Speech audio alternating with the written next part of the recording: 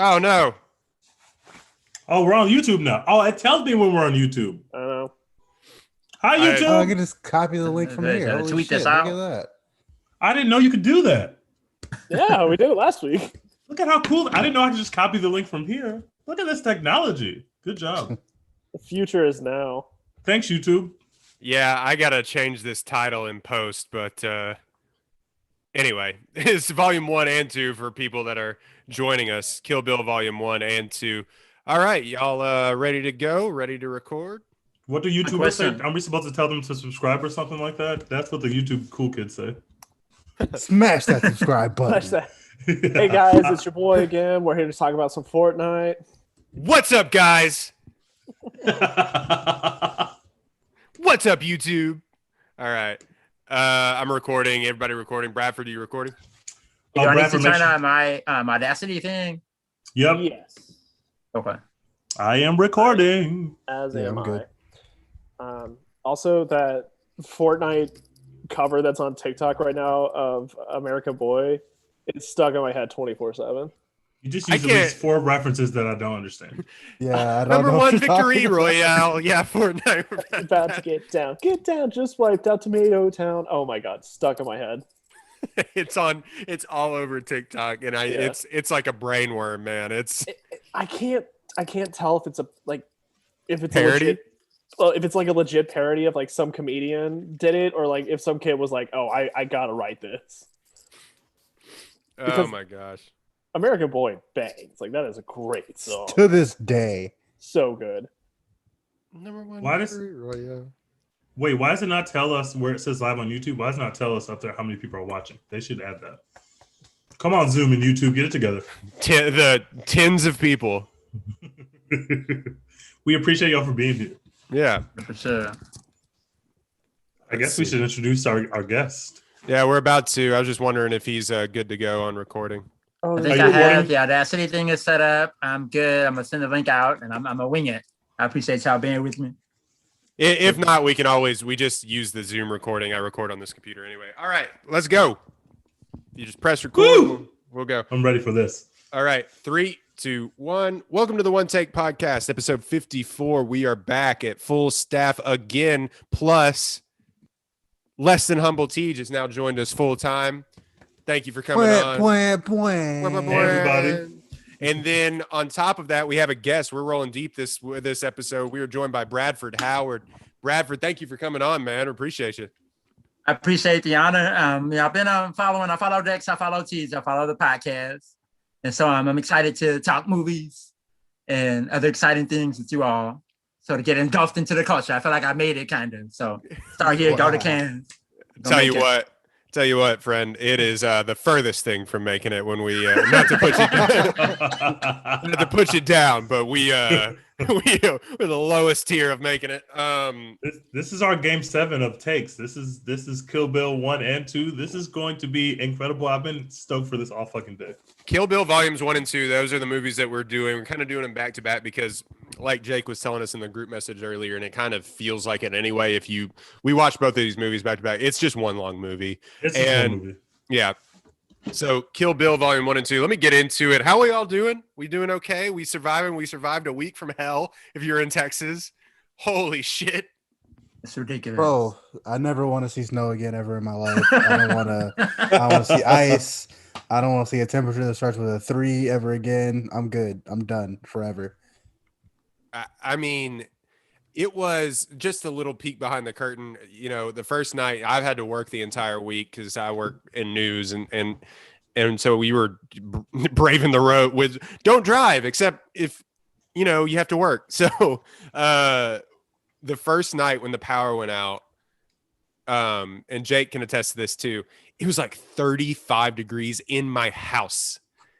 And like I put out a video, you could see my breath in the house. So anytime I would take, like my face was just cold, but anytime I would take my hands out of my blankets, they would just freeze.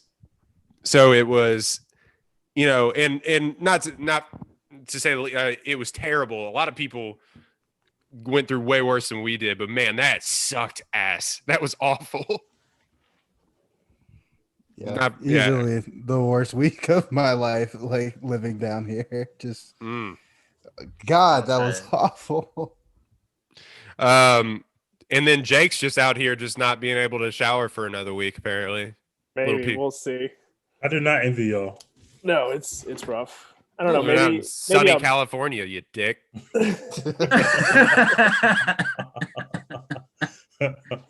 All right. Let's do some Kill Bill, shall we? Kill Bill is volume 1 and 2. I'll just go ahead and read the synopsis. I think we'll do Kill Bill volume 1 and then kind of flow down the line into Kill Bill volume 2 if that sounds all right with y'all. Yeah, let's do it. As long as we agree that Dex is not allowed to slander this film, then I think we can agree. I'm not gonna slander the film. He might. I might. Kill Bill volume 1 came out in 2003. Has an 8.1 on IMDb. It is way more liked by people than it is by critics. And critics actually like it though, but not to this extent. After awakening from a 4-year coma, a former assassin wreaks vengeance on the team of assassins who betrayed her. Written and directed by Quentin Tarantino. Also a writing credit on this is Uma Thurman. It stars Uma Thurman, Lucy Liu, Vivica A. Fox, Daryl Hannah, David Carradine, Michael Madsen, Julie Dreyfus, not that one. And yeah, just on down the line. But Uma Thurman is on screen 98% of the time. She was nominated for a Golden Globe for this movie. It is rated as the number 174th best movie all time on IMDb by the fans. That's too low. Okay. That's too low. That's too low. That's low. Is it rated together? Is it just like the Kill Bill series? No, it's one movie and the other movie. So wait, what's rated? Which one's higher? Yeah, which one's higher? By the fans, Kill Bill Volume 1 is rated higher. By the critics, Kill Bill Volume 2 is rated higher. Has a 69 Metascore. Kill Bill Volume 2 has an 83 Metascore. If we go to the Rotten Tomatoes, that makes perfect sense that critics would like the second one better. Yeah. Kill Bill Volume 1 has an 85% on Rotten Tomatoes, 81% audience score. Kill Bill Volume 2 has an 84% critic score on Rotten Tomatoes, 89% audience score. So it's kind of weird. But yeah, these made a good amount of money too. Kill Bill Volume 1 on a $30 million budget had $180 million cumulative gross for a hard R film. Of course, all of Tarantino is. Kill Bill Volume 2 made on the same $30 million, made $154 million, which on didn't you say, Jake, they filmed all of this together? And so just on one $30 million investment, they ended up making $300 million basically. Yeah, pretty much. It is. They basically quadrupled their money before they even showed us the second half of this film. Yeah. Yep. I think it was filmed over 15 months. It is, or no, that is a stupid number. It's filmed over 155 days. Yeah, 155 days. Right now, I'm sorry. I am very baffled because that dude is still showing up in my mentions. Like, he is really defending his take. And I was just like, I'm just happy that you think Roy and I are one person. I truly do not care what your opinion of Malcolm Marie is. Guy's going off on his criticisms, and we're just like, we're one dude? What? Let's never talk about that film ever again. Yeah, I'm good. We wax poetic on it for 2 hours in our last podcast. I sent him a gif of Ned Flanders saying Oakley Dokley, and it came back with something ironic about getting trolled with shows you wrote for. He wrote for The Simpsons? I don't think so, my friend. He did write for The Simpsons. Seriously? What? That's true. God damn it. Really? God damn it. Well, that's true. He did write for The Simpsons. Well, Matt Groening went to what's-his-face Sex Island, so we're all wrong here. All right. What is happening? We're going right now. All right. Bradford. Look what you did, Jake. Look what you did. Oh, my God. Just because Jake and I are one person. If you don't know what we're talking about, go to Twitter. Guy asked, who's the third person on One Take Pod? And there's 2 of us. Yes, incredible. and just so I'm not breaking news to anybody else, Matt Groening, creator and writer for The Simpsons, went to Jeffrey Epstein's Sex Island. There you go. Wow. Okay. Allegedly, so we don't get sued. Allegedly. There you go. I like that. Thank you. Thinking like All a right. lawyer, Dex. I like that. Disclaimers. Big disclaimers. This comedy, folks. Bradford, let's go ahead with you, man. Give it a review, give it a letter grade if you can, and just tell us what you think about volume 1 of this. I don't know, whole film, I guess. Man, for me, volume 1 was probably. I would give volume 1 an A, actually, just because I remember, like, this is what 03 was volume 1, part 2 was 04. Yeah. But I remember when they came out, and I was hype about it. I thought it was cool. The promos are really different. It's crazy because I guess Tarantino split it up into 2, and like now 3 and 4 hour films are common. So like now, if it had been released now, we would have gotten it all at once. It would have been like Endgame and The Irishman and all that. It would have been all together. But to get back on topic, I really like volume 1 an awful lot. I like samurai, China, Asian. So I like those motifs in there an awful lot. I was a huge Uma Thurman fan. I fell in love with her in Batman and Robin. She was one of the few redeeming things about the movie. And so she kept me there. I enjoyed it. I hated that Vivica Fox died so early. That was my main complaint. But it made sense later on. The moment I was like, wow. So you give it an A? I would give it an A for sure. Okay. Let's go with Jake. Jake, what do you think about volume 1 of this series? Because you have some thoughts, I think, about the whole Weinstein involvement and everything. But yes. Yeah. Well, no. So I won't actually get too much into Weinstein. Like, he is what he is. We all know he's a horrible fucking monster. I mean, yes. not even allegedly, but yes. Unless you just want to do a Stephen A. Smith, but no. No, I mean, at the top of the bill, it's an A. Both 1 and 2 are A. So if we go back and rate later, it's still an A for me. But in my head, I'm just going to be the film snob. This is just one big ass movie to me. This is just one 6-hour block that, unfortunately, where the cutoff between 1 and 2, it fully doesn't make sense. If you kind of pull them all together, like, it just feels like, well, this is where a pointless time mark happens, like 2 hours. So we're just stopping it here. When really it's like Kill Bill, more or less. I mean, it's because this is who Quentin Tarantino is. It's just an homage to basement dwellers. Like, it's every person that's ever sat and watched a kung fu movie, that's ever watched a Western movie, that's ever read comic books, that's ever gotten to fantasy or revenge plots or anything. Like, any person that has ever sat inside a Blockbuster was like, what is it like to watch all of these movies? That is who Kill Bill is for, because nothing that happens in this movie is an original thought. None of it. Nothing in this movie is new or original. It's all ripped off for something, whether it be, the Italian spaghetti westerns, the Dollars trilogy, whether it be, which the Dollars trilogy was ripped off of Yokimbo, which Kurosawa. Or if you want to talk about how basically the fact of this movie is just a different telling of the Bride Wore Black, which is just another movie about a bride who gets, or a woman who gets revenge on 5 mobsters. It's just rip off of different movies. Now it's all homage, is not done, to basically be like, just steal ideas. It's nothing cruel or anything like that. But this movie is just basically for people who just sat and watched old movies from the age of birth to like 30 and never left their house. It is, if you want to, Vulture wrote a really good article that basically tracked every single reference Tarantino's ever made in his film. And it's like a 30-page article. Like, it just goes on and on and on.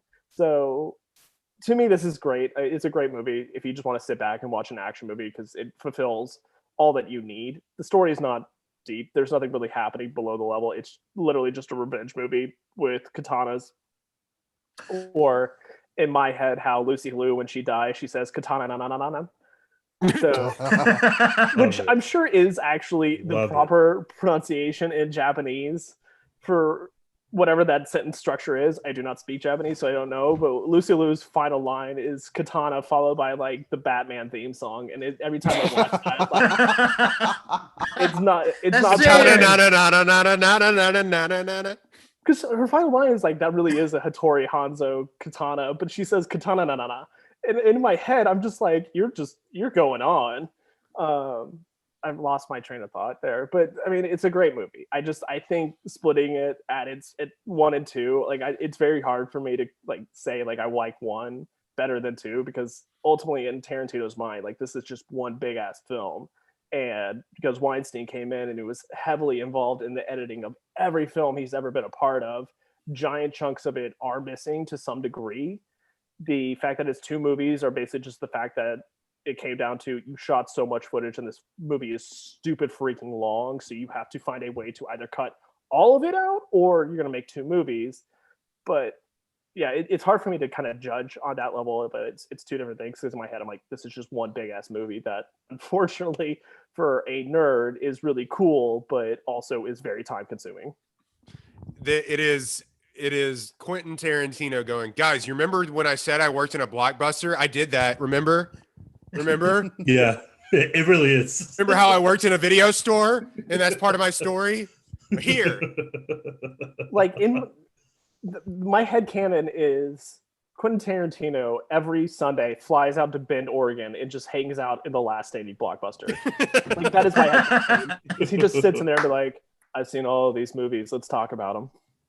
All right, Dex. I guess A all through for you. I mean, we'll get to volume 2 here in a little bit, but let's go ahead and do that. Bradford, let's go back to you really quickly. What would you give volume 2? Volume 2 would probably be a B for me, just because I feel like so volume 1, what Jake was saying was true. It has nothing new. Absolutely. I think what volume 1 did was try some new things or make them look new to people who hadn't seen it before. I literally did not know what the Bride Where Black was. I have my Google up right now to watch this when we're done. Thank you so very much. But yeah, I think what volume 2 does is it sort of takes what 1 made good and to get a little bit more of that, you get some explanation. So the explanations are good for people. I didn't really need the explanation. I just wanted her to fulfill the title in Kill Bill. So it was a B to me, but I enjoyed the extra everything. Mm-hmm. I always enjoy Daryl Hannah. So yeah, well, Yeah. Daryl Hannah is amazing. All right, Dex, let's go with you. You were bullied into watching this movie the other day. I was bullied into watching this movie. Wait, I thought you Teach- watched it on your... Oh, yeah, Teach did bully you. I thought you watched it on your own accord. No, Teach did You bully can't not have seen this film. I'm so glad that you finally watched this film. Yeah, I mean, we bullied me into watching Kill Bill. We bullied Roy into watching Goodfellas. Soon we'll be like Yeah. actually qualified to have a movie podcast. Yeah, well, eventually I'll watch Godfather. Yeah. We're working our way there slowly.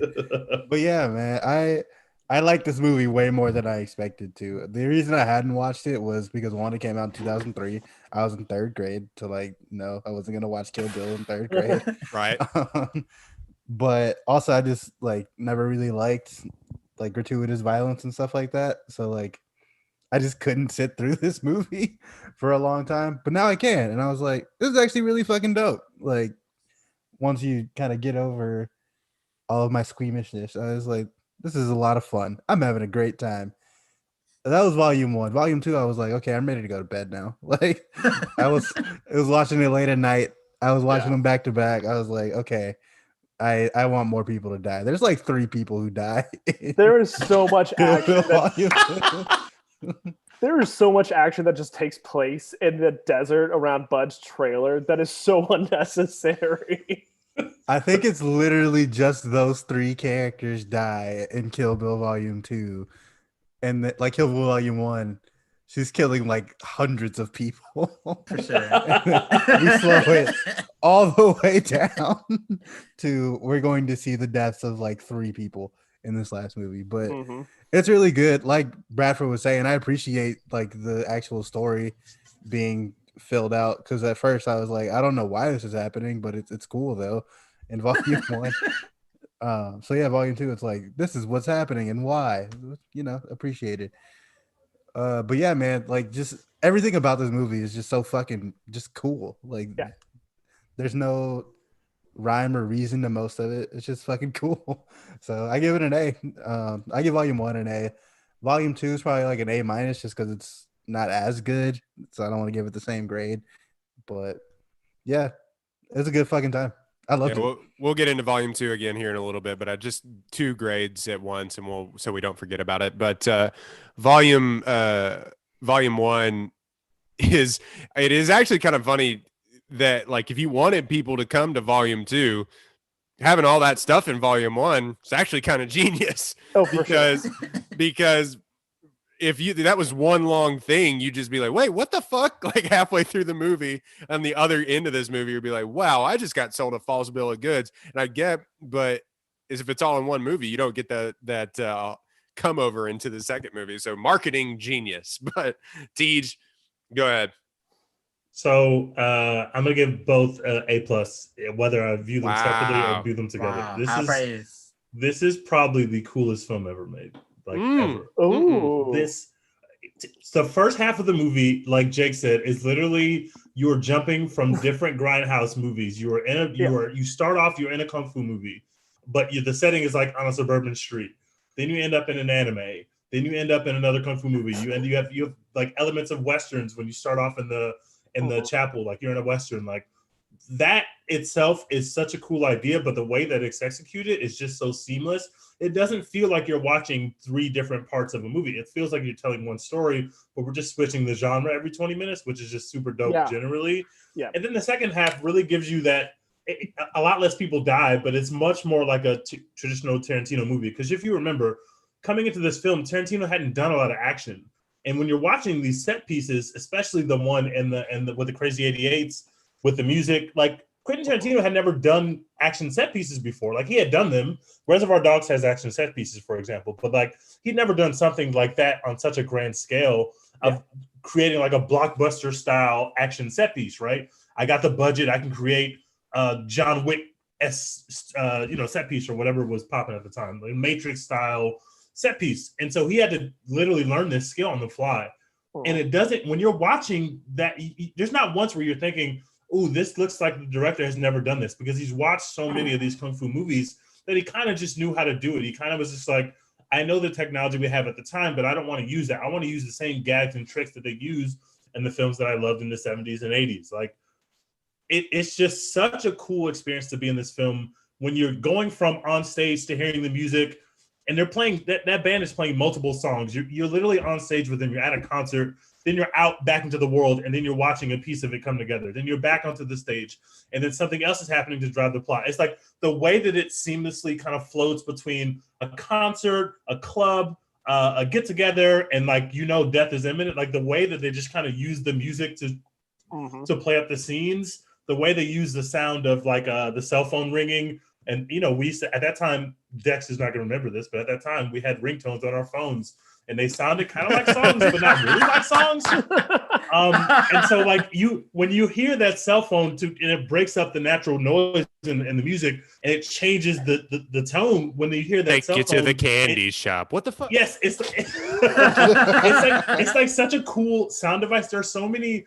Like, if you're a film nerd, you could literally watch part 1 900 times and find something different. Like, there's so many just cool meta references, so many cool film nerd things. But also from a 1,000 feet up perspective, if you're just somebody who just likes action movies or just likes Tarantino movies, you can just sit there and enjoy the film and know what the plot is and just have fun with it.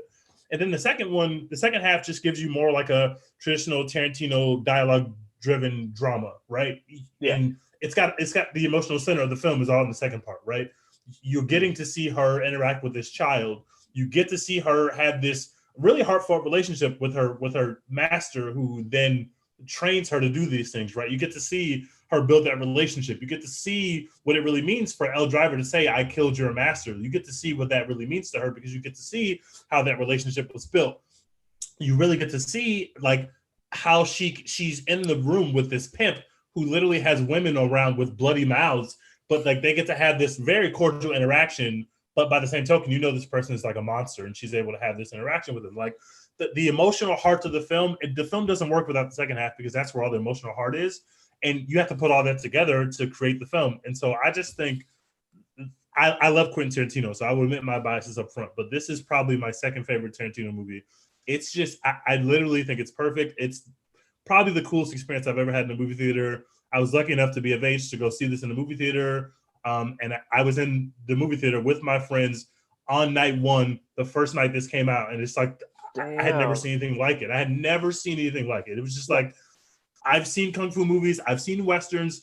I've seen animes. I've never seen anything like this. And I still don't think I've seen anything like this film. So I just love it so much. That is interesting because I was sitting there watching this on my TV and then on my phone just because I was doing some stuff. But like seeing this in the theater, I feel like would hit a little bit different than, watching it on HBO Max.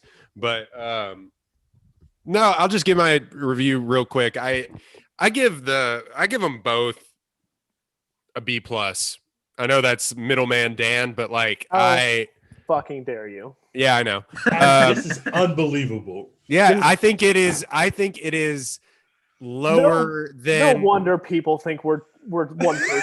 No wonder. I mean, that man's going against the grain. That man going against the grain.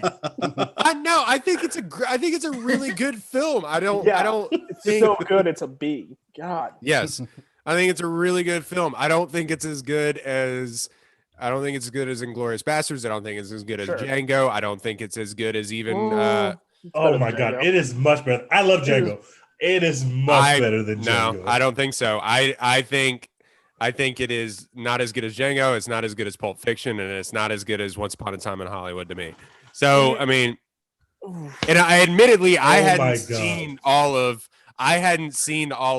Tarantino just because the Dex thing, like fucking young. Like I was just like, I'm not watching Kill Bill at 10. So have you seen them all now? Same question to Dex. I haven't seen Reservoir Dogs or The Hateful Eight. Hateful Eight's not good. You never need to. I haven't seen Hateful Eight at all. You can just act like it doesn't exist. It's the only Tarantino movie that I would aggressively tell people don't watch it. It's not. I tried to watch The Hateful Eight and I fell asleep. Exactly. Here's the only reason you need to watch The Hateful Eight is because it is Robert Richardson just throwing aces for the whole movie. Like it is this cinematic vista. It is like everything that, like, if you ever sat through a film class, it is whatever your professor has been jerking off to. That is what it is. What Robert Richardson is my favorite cinematographer of all time. Like, I'm very sorry, Dickens. I love you. I think you're a genius. But like, Robert Richardson is like a cowboy in my head. Like, he's that person that he just does his own thing. Like, the dude rarely shoots on anything higher than a 35 millimeter lens. And like he only likes to use natural light. Like, he hates massive set lights. Like, this dude is just an outlaw in like the biggest playpen. But Hateful Eight is crap, except for Robert Richardson just going to town. It is a cinematic masterpiece in that regard. But it is incredible Russell Crowe beard, or Russell, not Russell Crowe, Kurt Russell beard. Anyway, Kurt Russell, God. Not Russell. Man, that movie might have been better with Russell Crowe. I don't know. I truly do not know. I don't know if I've seen Jackie Brown. Yeah, you have to see Jackie Brown. It's amazing. Jackie Brown's amazing. You know the Jackie Brown car is in Kill Bill. Really? It is. I just learned that today. Is that the strip club? Yeah, it shows up in the background of the strip club. There's also like a lot of Quentin Tarantino paying nods to himself. Yeah, the basically the car scene that's very controversial that we'll talk about is basically just a reshoot of the same scene in Pulp Fiction where he's driving away and you like the camera's behind him. It's literally the same shot. It's like even like the opaqueness and like the filter or whatever the hell you call that. It's literally the same exact shot. That is sort of the reason that I can't get it up into the A status, is because I know the backstory of Quentin Tarantino and the That's very fair. Your big toe. Yeah, well, the whole feet thing, holy shit. But I did not realize how many it's a lot. It's a lot. Are Beatrix looking at her foot like it is? There's a ton of foot stuff in this film. It's so long. Like, why do we do that? God damn. Like, not only that is the whole wiggle your big toe thing, but there's also just cutaways of her feet. Yeah. In volume 2 constantly. I'm not here to kink shame. I'm not here to shit on whatever you guys are into. I get it. It's a hard world out there. Whatever you need to get by. There was nothing enticing about Uma Thurman's feet. I'm not looking at this going like, ooh, damn. I agree with that. Nothing. Like, That's what I'm agree with saying. that. Like, even if you like but feet, you know who Uma Thurman was? doesn't have good But- feet. You Like, know who But- was Quentin Tarantino was looking at her But feet. you have to remember the woman was in a coma, so I give her that's hospital feet. Hospital feet are different. Hospital feet are not the same as feet, but we're not gonna talk about feet. We're Hospital talking about feet. movies. Okay, that's fair. 4 Atrophy years in a feet. coma, feet are different. Are gonna be different. We should give her some credit. I agree with Brad. Oh man, so we're saying, go ahead. we're saying Buck, who likes to fuck, who drives the pussy wagon, was not giving her pedicures. I get it. I get Yeah. it. He was not. he was not. Wasn't taking care of him like he needed to. Oh, man. That Vaseline. Huh? Yeah, what the fuck was? That Fellas, shit was send your lady disgusting. $30. They made that for a Vaseline look pedicure. as nasty as possible, bro. Like it looks so nasty. Ugh. There Oh. are three things in this movie that I absolutely hate. One is the black mama that kills Bud. Because I fucking hate snakes. Snakes. scare Oh, the God, shit out of me. yeah, I I hate legit snakes. have nightmares about snakes. We are the Two- same person. I hate snakes. Two is Elle Driver getting her eye plucked out because that is gruesome as fuck. And how she actually plays out. Like, I imagine that's what losing your, like, having your eye Another pulled out, foot like, shot when she steps on it. When Yeah, she it's steps true. on it. Yep.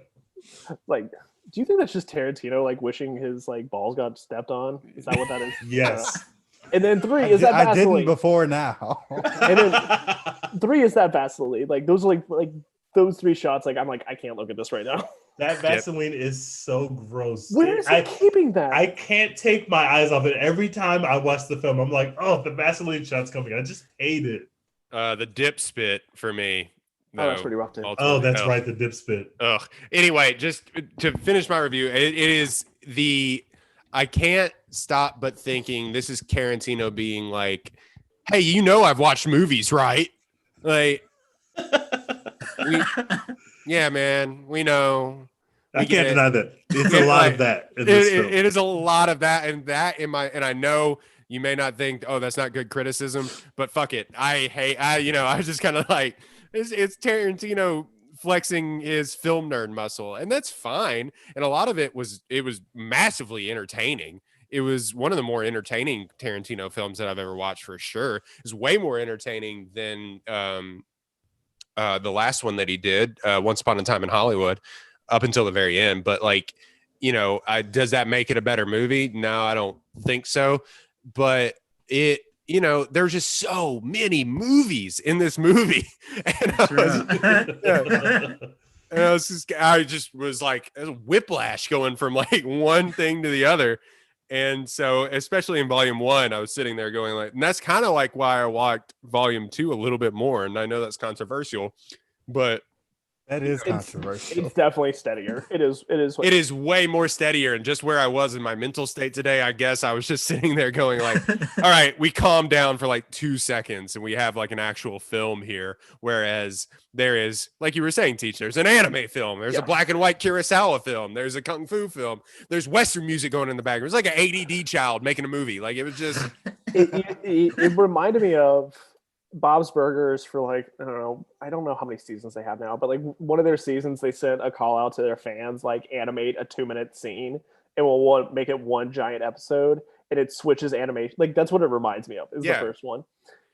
In my head, how I place it is the first movie is just a samurai spaghetti western. The second movie is a neo-noir thriller, and that's why it's steadier, because it becomes a whodunit situation, because you don't care about the 5 vipers anymore, because Oren Ishii was the cooler out of all of them. Like Vivica Fox, sure, like, I don't give a absolutely. shit about. No one's gonna That's put up the as much of a point. fight as she did. I That's the think, point I want to make about this movie. I think It Bud could is have been only. about Orenishi. It really could have. I think Bud is only a viper because like he's your little brother that you had to bring along because your mom makes you. So like, all right, Bill, you're gonna start an assassin club. You got to bring your brother. And brother he's so Bill. depressed. His heart's not even in it, man. He's so depressed. It's just like, all right, bud. And Just kill him already, bro. you don't even like killing people, man, do you? I gave He's you a. just so depressed, bro. I don't have a brother, but if I had a brother and he was like, "Here is a katana," I'm like, "Oh my god, thank you." He is not for this. He is not built for this life. Let's talk about that really quickly because Lucy Liu, elite. Also, we just elite. So good looking. She's so good in this movie. She is the sexuality that she portrays in this film it's breathtaking how beautiful she is. Like she's so angry when she cuts that dude head off. I'm just like, oh my god, I want her to cut my head off. So I got next. I want please parts. me next. I want that, bro. That Please, was the Lucy sexiest. Real time. Chop my head off. When she says, I'm gonna say this in English so that you fuckers can hear me, I'm just like, oh my god, bro. Like that was. I'm not gonna lie. That was one of those things where I was like, What a power. I shivered. I was like, what was that? When she all of a sudden she just switches to, all right, do you understand? She's so calm. It was great performance, but I also was like, who? So basically that part was more or less written for her. Originally, Tarantino was supposed to cast Japanese actresses, but he watched for fucking some reason. I mean, he's seen every movie ever, but for some reason, literally every movie ever. He was inspired by Lucy Liu's work in Shanghai Noon. Of course. Wow, that movie. Really? A great fucking piece of cinema if you ever never see it. And he immediately cast her, and he rewrote the part for the fact that she is Chinese American. And then added, Chinese, Japanese, American. That entire boardroom scene only exists because Tarantino saw Shanghai Noon. That's amazing. That's incredible. There is a lack of her though in this movie. See, that is a huge complaint. Like, no, I mean she just doesn't have enough screen time. I don't. Well, half of her screen time is animated. Yeah. It's true. I view the world in very similar ways of how I view video games. Like I think like as you progress, things should constantly get harder till you get to the final boss. Like I think the boss fight with Bill should have lasted like 3 hours because he's super powered and for some reason he gets stabbed, but then he comes back to life. Like that's how I view the world. So in my mind, like Bud should have been the first one, and then maybe Vivica Fox, and then maybe Daryl Hannah, and then Lucy Liu. Like we killed Lucy Liu off so quick. It's the point where like the fact that that's like the climax going into 2, you're like, all of this I don't care about. Like had it been in like an order where it's like Vivica Fox, then Bud, and then Daryl Hannah, and then like it would have made the run out to Bill like so much better. Well, and then their final fight after she just slaughters so many people is it's almost anticlimactic. Almost anticlimactic. Go ahead, Bradford. No, it's like Scott Pilgrim. I get what he's saying. That's what Jake was saying. Like Scott Pilgrim, there is a progression. I know the bad guy is the big ass boss. On here, we get the big ass boss at the end of the first movie, and the second movie is like, okay, so you take somebody's eye out, you kill somebody regularly, and you poke a guy in the chest 5 times. What? Yeah. What? So I get it. I like the directorial decision of making that much more of a heart. You love someone. You are in love with someone. You leave because you were pregnant by them and you want to start a better life for your children because you are in a dangerous line of work. He tracks you down and brutally murders you, your child that he doesn't know about, or your child that he knows about but doesn't know that it's his, and murders your new husband and everybody in the room. Like there's no. If we went the traditional route and she had a big fight with Bill, there was no way to create a thing that would be satisfying enough for the viewer that she killed Bill in a gruesome enough way that would overcome the fact that he literally shot her in the head when she was admitting to how much she loved him. Like there was just no way you could do that. I like it better of her like having the true serum thing is stupid. Like it's really stupid. We could just have her like be honest. But other than that, like the scene is so heartfelt. I think it works much better that way. And her being like the special one who got the never before seen training or whatever is like thematically good and important. I like that. It does not help watching David Carradine say "Wave of Euphoria," knowing he died. He died via autoerotic asphyxiation. Yes. Did he really? Wow. Holy shit! Yes, he did. He was found in a. He was found in a lived a closet. life, guys. Yeah. He was found in a closet in a hotel, hung, pants down. You get the rest. He was doing some wild sexual shit and he died from it. Yeah, he found that spark in the Hall of Everything. I totally get it, but it's, and I back like 3 episodes ago, like this actually kind of comes to Rascal's point of like you need villains that have no backstory. Bill really has no backstory. We don't see Bill kill anybody. He's just this mythical figure that we have to hate because we know he shot Beatrix in the head. Like that's kind of our driving factor, that Bill is just a bad guy, but he's the head of the assassins. And it's maybe implied that he's sleeping with the other Vipers, minus Bud, maybe Bud, who knows? He's definitely sleeping with Daryl. Yeah, he's sleeping with Daryl. It might have done something to Lucy. Either way, like he's. How can you not be sleeping with Oronishi? Oh my god. But like he is this mythical figure, and like they do so many little subtleties in the movie to make him like this just massive, like he's the greatest assassin in the world. Like he's so good and he's so hated all over the world that the world's greatest sword maker won't even make a sword because of Bill. But they never prove it. They never show us that, Bill's the badass. You literally never see it. Right. But one of my favorite things is except for his voice is incredible. I mean, one of my literally incredible voice. Yeah. One of my favorite stupid details that really doesn't belong in the movie, but for some reason is there, is the car that Bill is driving when he goes to see Bud is a 1969 De Tomaso Mangusta, which is the Thomas Mongoose, which the mongoose is known for killing snakes. Like it is that stupid. Wow. It is that stupid of a I respect detail. that level of dedication. My favorite reason that he's in the movie is because he was in the 70s pulp kung fu TV show. Yeah, kung fu. And then he was just like, hey, I want you in this movie. Like that's the only reason. Yeah. But I mean, my point being, like, that is the stupid level of detail that Tarantino, like, only Tarantino knows that, and like 3 other people. And granted, that information is disseminated now that some people, like idiots like me, know it. But like, they put in so much detail to be like, Bill is just this mythical figure, and then for it to go down in such an like simple way is a bit anticlimactic. I do agree, it is very beautiful, and like if it was a 3-hour fight scene, I probably would have been like, let's just fucking end it because I know Beatrix is going to kill you. I know that's where this is going. Like the movie's called Kill Bill. Bill's going to be killed. I will say, at the end of John Tucker Must Die, John Tucker does not die. So there are some movies that do. There's a precedent set by John Tucker Must Die. Isn't there? There's another movie that's like the hero dies in the end and he actually dies. But so yeah. Bradford, what's your favorite fight scene? We'll go down the line here. Oh my god! I guess everybody's favorite fight scene, isn't it? Like her versus the Crazy 88. I'm gonna pick a different scene. Oh man, yeah, for me, her versus the Crazy 88. People just kept dying. It was amazing. In so many different ways. I love the throwaway line of like, no, there wasn't really 88 people. That's just a number they named. No, there was like 300 people. What are you talking about? There's more than 88 people. Yeah, that's not even. She killed way more than 88 people. Oh, there are people coming out of doors that never existed in that building. The wait staff. I mean, we don't know what 88. We don't even know what 88 people looks like now because like 88 people can't even go to an NBA basketball game. So like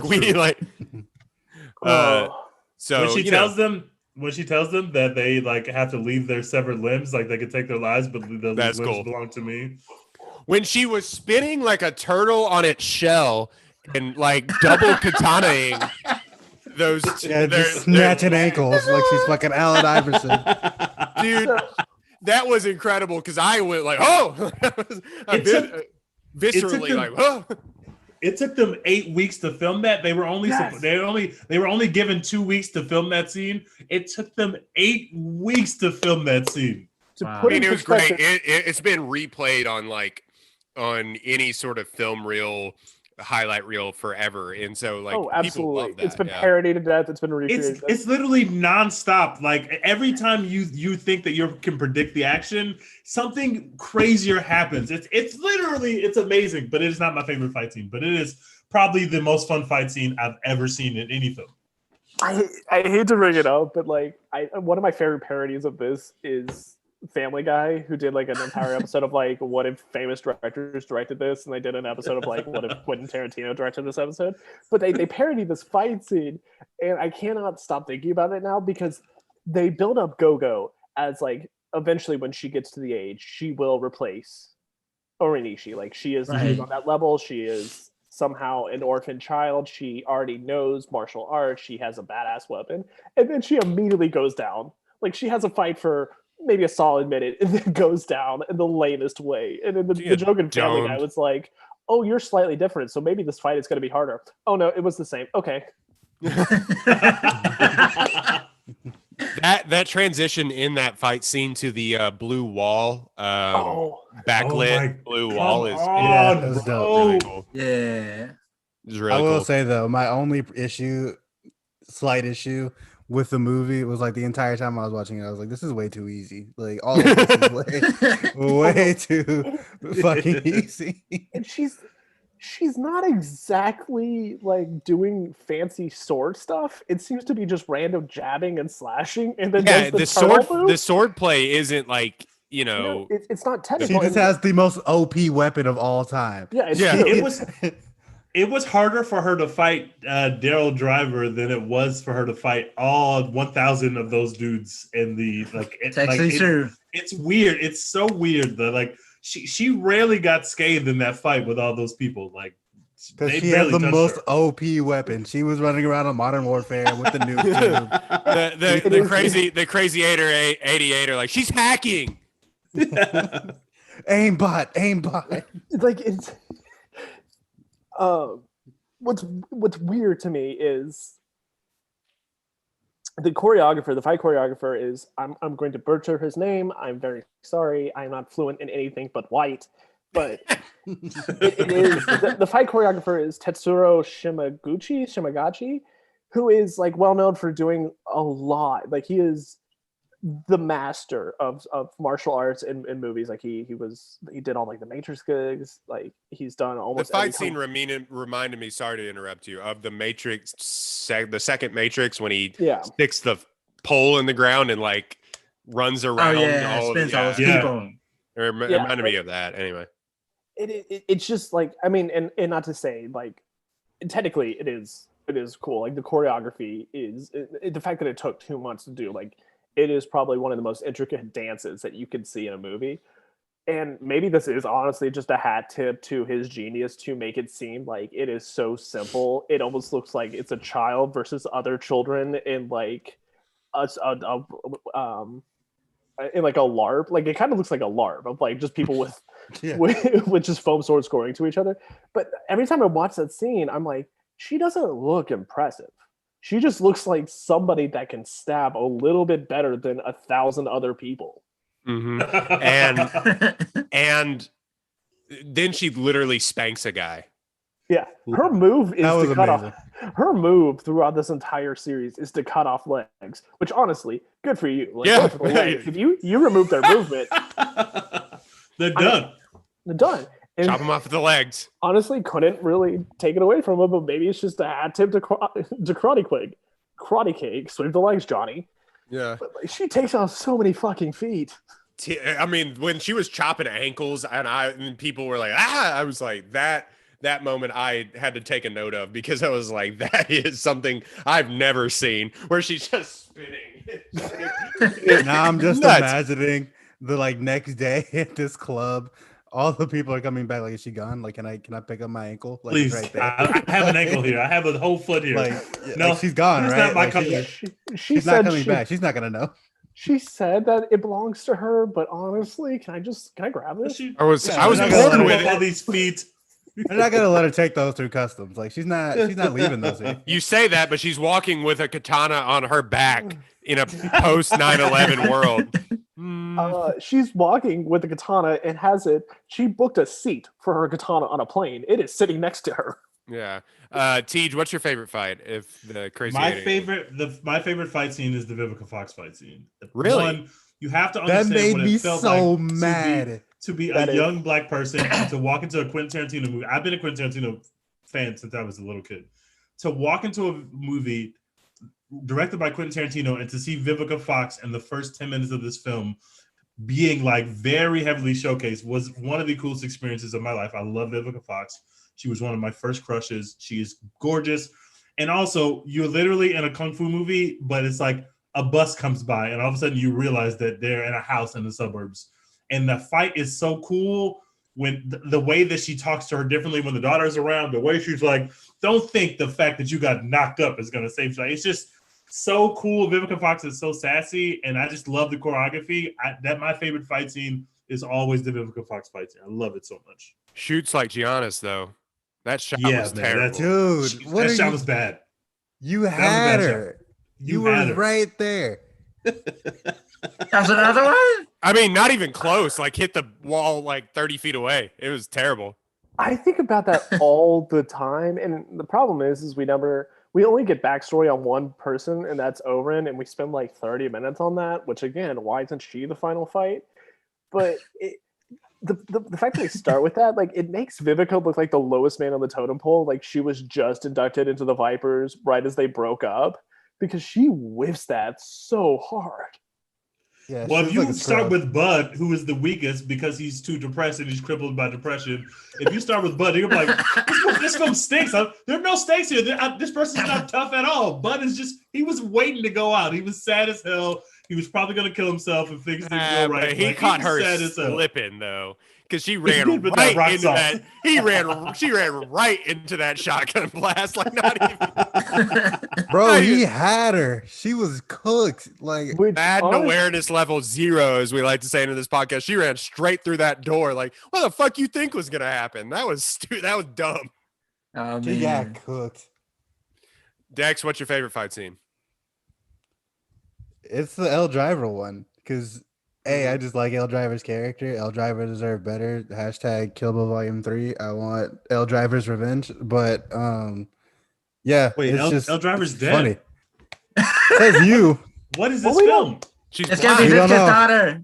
It's gonna be Victor's daughter in Kill Bill 3. But she literally has no eyes. In the credits, though, like, it strikes through Lucy Liu's name and it strikes through Vivica Fox's name. Yeah. There's a question mark over whatever her name is. I forget. She just has 2 eye patches. There's a question mark. 2 eye patches. There's a question mark over her name. I'm in. We can incorporate her, and she can team up with Vivica Fox's daughter, and I'm into that. She has 2 eye patches. That's what I want. Fox. I'm in. Nah, she just wears glasses now. Like, just Stevie Wonder glasses. You don't have to wear 2 eye patches. Like Oedipus, bro. Like Oedipus with the blindfold. She pulls out her katana from one of those blind canes. She's just yelling at Vivica Fox's daughter, like, again. Over and over. To be fair, we don't actually know. So y'all are saying L Driver is gonna be Book of Eli, pretty much. That's basically. She's gonna be Arya Stark trained by the way. Daryl Hannah's like 60 now, right? Hey, that's okay. She's got no eyes. She's old. Hey, sign me up. Yeah, who cares? Just have Monica, the woman that plays, just have like Teyana Paris play the little girl. And I'm in. 60 on the nose. Teyana Paris and L Driver presents Kill Bill Volume 3. This is what I'm saying, and we got to kill Beatrix. L Driver deserves better. We forget L Driver did nothing wrong. I mean, bro, she put a snake in that man's box, waiting for him. That's kind of wrong. That was. He had it coming. Hey, Buck wanted to go. All she did was facilitate, but it was clear that Buck didn't want to be amongst the living much longer, bro. That guy was very sad. He's the most depressed Quentin Tarantino character that we've ever seen. He hates himself. It is true. He is. Assuming Bud was probably an okay assassin. I mean, like, the dude clearly knows his way around a gun, clearly knows how to, like, put rock salt into shotgun shells, clearly has some sort of sword. They sell training. That, by the way. That's not like okay. Yeah. So, like, he knows how to do it, and the dude gets talked down and is humiliated, like, almost crying, by a guy who runs a strip club in El Paso. Who also owns a car wash. You work tomorrow? You don't even know when you work. You don't fucking work tomorrow. You go home and you wait till I call you. Bud used to kill people for fun, and he is just being talked down to a dude who owns a strip club and a car wash. What did I tell you about that hat? I told you about that fucking hat. I mean, just like that man. Making margaritas in a dirty blender. Then he leaves the office and is immediately directed to go clean up literal shit out of a toilet. Right. Like, that guy He used like to kill people. he did not die when the snake bit him. He died when he walked out of that office and saw that he had to clean up a pile of shit. He literally is already dead. He was dead Off at the that clock moment. too. Yeah. Dead. They were like, "Yeah, we're not paying you, but go clean that shit up." He L is Driver did him a amazing. favor, so L Driver was right on that one. dressed as The master plucked her eye out. You got to die for that. I'm sorry. Like those are the rules. You don't get to just snatch my eye. You gotta She die was for If that. born, you X. She snatch was my born. If you snatch my eye out, I don't care what you taught me before you snatched my eye out. You have to die now. You have to Like, die for that. You have to die. That is what That it dude is. was a dick. I will say that. Nah, That master. the master He was had it trash. coming, bro. He had it coming. Jake, what's your favorite fight scene? I have two. My honest to God's answer is the crazy 88 fight scene because, I mean, it's just cool. It is cool. It is everything you want in a kung fu movie. She is literally dressed like Bruce Lee. Like that is Literally. Ooh, good reference. Good reference. The fact that he's not in this movie, or not Bruce Lee. Sorry, I was about to say, it was like, he's dead. I was like, I don't That think didn't he was stop a- him from being in a subsequent film Tarantino made, but that's another That's story. true. Well, that's actually true. Oh yeah. I was thinking Jet Li, but sorry.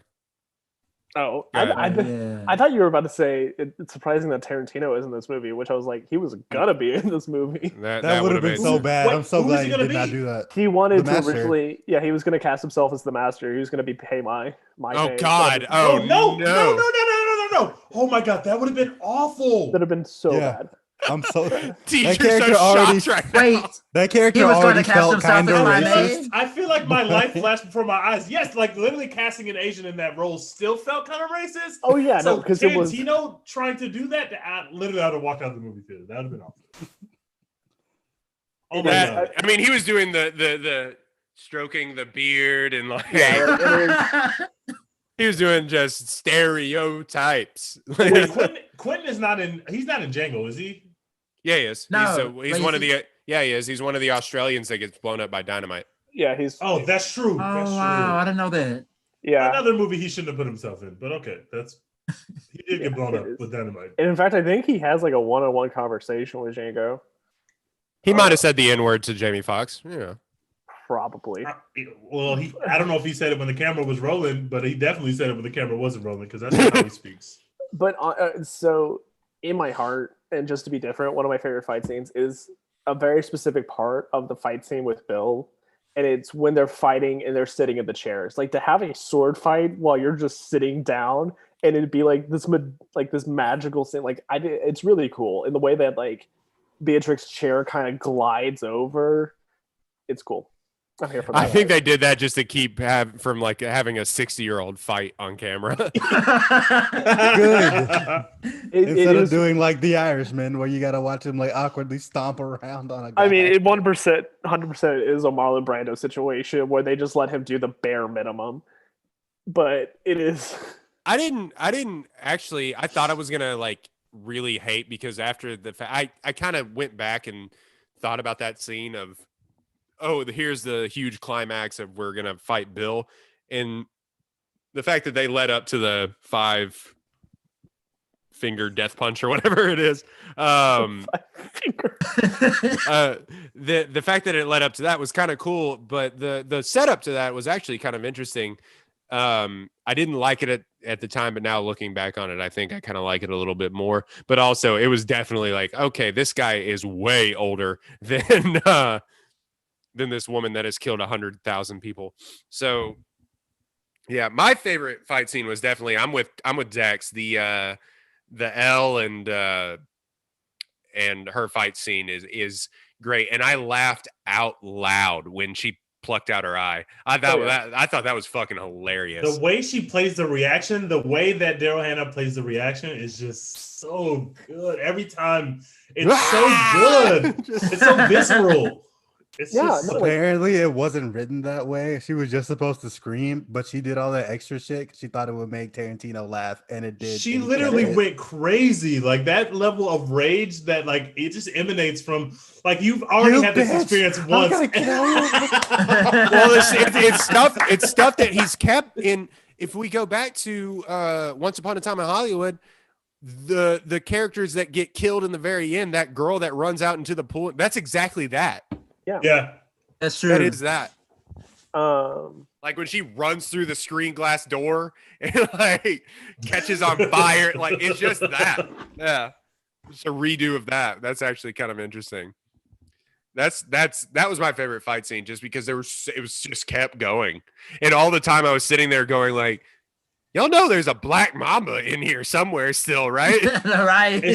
It's also so cool to have in the close quarters of like the actual RV. Like they can't pull the swords out. Like they have to navigate around the fact She that keeps you hitting the can't. Yeah, ceiling she keeps or the hitting wall. That's so cool. And there's so many times where L Driver is like, "Holy shit, she actually hit me! What the fuck?" well, it's Like, ow, that shit hurted. here's my only problem with that, and it's really my problem with L Driver's character, because L Driver, like through the whole time, seems to be like Bill's sort of half-ass attempt to replace Kiddo. I think that's probably the underlying. It is the underlying story, and like we get a little bit backstory, and it's really just the Pei Mai backstory of she also went to go train with him, but she didn't humble herself like Beatrix did, and eventually kills him. And so she's sort of the antithesis of Beatrix, but at the same time, like the reason she kills Bud is because Bud killed Beatrix and did it dishonorably. And she even says, like, you killed the greatest fighter I've ever known, or something to that effect. So there's like some sort of like antagonistic backstory there that we didn't get. So when it gets to that fight, it is extremely cool to have a samurai sword fight in a trailer in a 2x4 is insane. But it feels very anticlimactic, because I'm like, I don't know who Daryl Hannah really is. Like I don't know if they had like a bad relationship going into this before, or if what's happening here.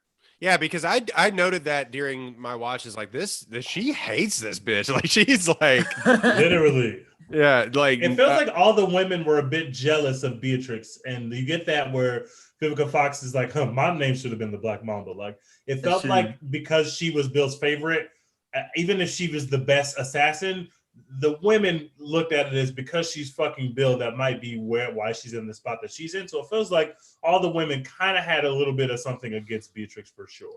Am I the only one that was Bradford? I'd like to get your thoughts on this, just because we hadn't heard from you. But am I the only one that was uncomfy with 30-year-old Uma Thurman and like 60-year-old Bill or whatever his name is? I was just like, when they were like talking like, "Oh, I love you so much," I was like, I was just kind of like, I don't know, man. I don't know. Anybody like Bradford? I'd like to get your thoughts on some stuff, but like anybody. That was kind of.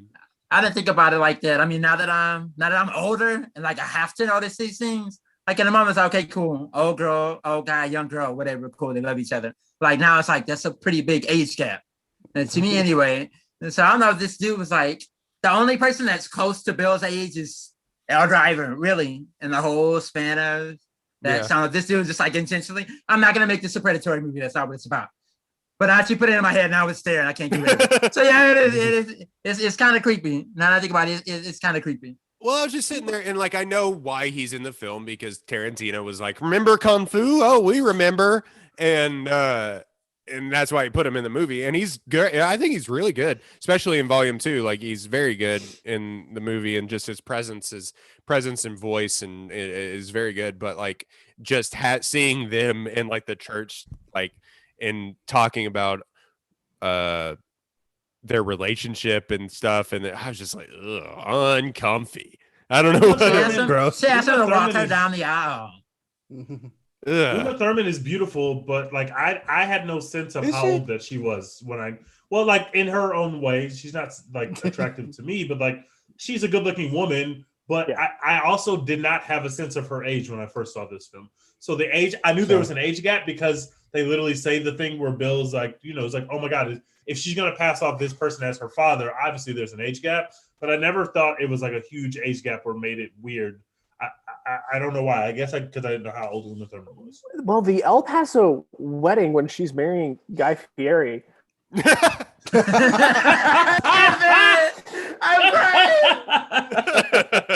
Oh man. Yo. Taking her to Flavor Town. Oh man. To the point where Bill like points out like I like his hair. Like, but like her friends are 20-ish. They look like they look like washouts from like every 90s movie. Like you're gonna find them in El Paso. Well, no, that too. In El Paso. I'm thinking that John Cusack movie about records. Doesn't matter, but like they seem like washouts from like any record store out of anything. High Fidelity. High Fidelity, thank you. They seem like washouts from like High Fidelity. Like they're just 20-year-old people, which I don't actually understand their friendship. But to get back to her age, I truly don't know because she blends in with them. So is she like late 20s? Is she 30? But when she like goes to Vivica Fox's house, like how she is in her costume, like, oh, she's in her late 30s, maybe pushing into 40. Like she looks like she has been shot in the head and run over. So her age fluctuates very hard in this movie. Let's see here. Let me dive into some notes real quick, and then we'll get into our draft. We're drafting Quentin Tarantino characters because there's not enough Quentin Tarantino films to draft. But we are going to do okay. Quentin Tarantino characters. Here's what I wanted to get to. Was the rape stuff necessary? No, obviously not. None of this is necessary. Well, no, none of it. The movie's not necessary, but like was I mean the whole my name's Buck and I'm here to fuck stuff is like why, man? I will. It's a weird decision because I think two things are happening at once. I think that he's hearkening back to when these kind of films that he's using as a reference point would use that as usually they would use it as a way to motivate the man who wants revenge on behalf of the woman, right? So they would basically, what is that called? Like freezing or freezering, fridging, whatever. Basically, they use the rape of a woman to basically drive the plot forward and drive the man to seek revenge. So I think he's doing a wink and nod to the fact that like this rape is a part of her backstory, which leads her to go on this rampage that we're about to see her go on. But making jokes about it and having the character Buck be making jokes and funny rhymes about it is just a super weird decision. So it's just like a misstep. It's like if either you're going to pay homage to what those films did and kind of show it in a different light of like maybe this isn't the best decision because we have enough for this badass woman to go on this rampage just by the fact that the person she loves shot her in the head. Like that is enough. We don't actually need the rape part. So trying to make light of it and create jokes out of it, I thought was like a super weird decision, and it always rubs me the wrong way every time. And it's just because he wants you to laugh at it because it's like, oh, this Vaseline is gross. My name is Buck. I'm here to fuck. I drive the thing called the pussy wagon. Like it's just he wants you to hold on. So that car not only is real, but fucking Tarantino drives it. Of course he does. That's his car. If I was Quentin Tarantino, I would drive around the pussy wagon too. So I don't blame him. He drove around the pussy wagon to drum up marketing for Kill Bill 2, and it still drives it to this day. Like people occasionally will see it floating around. It was also in a Lady Gaga video. Yes, it was. Oh, it was. That's true. Oh my God, it was. Yeah. And Beyonce's video, right? Yeah. I think the whole thing of, I did laugh though when he was like, I'm from Huntsville, Texas. I was like, oh, okay. All right. Represent the other H town. Yeah. Let's see. Of course, Samuel L. Jackson's in the second one. Yep. Like, of course. King. I wish we actually had a scene of Samuel L. Jackson playing Elvis Presley's "Love Me Tender." That would have been great. He's Give me- miscast. Give me 3 minutes Oh, really? of him He just should have playing been a piano. boss. He should have been. No, he could have either played the pimp He sh- guy, or like the pimp guy when Oh. she needs to go find Bill. Either he plays that person, or he plays another like obstacle along the way of like she needs to go to this random dude to get some information, and he's basically like a blaxploitation character, like he is in Jackie Brown, and she has to like have a conversation with him, and he keeps What calling her a about- bitch and shit. What if it's Samuel L. Jackson as the strip club owner? Oh shit! Oh Okay, no, then that strip club owner does a great job. Ooh. I would say have the strip club owner do the little thing in the office, but when he leaves the office, the person who tells him to clean up shit is not that random woman. It's Samuel L. Jackson, who just berates him further and calls him ugly and just cracks jokes on him for 10 seconds. I don't know what it is, motherfucker. Go clean it.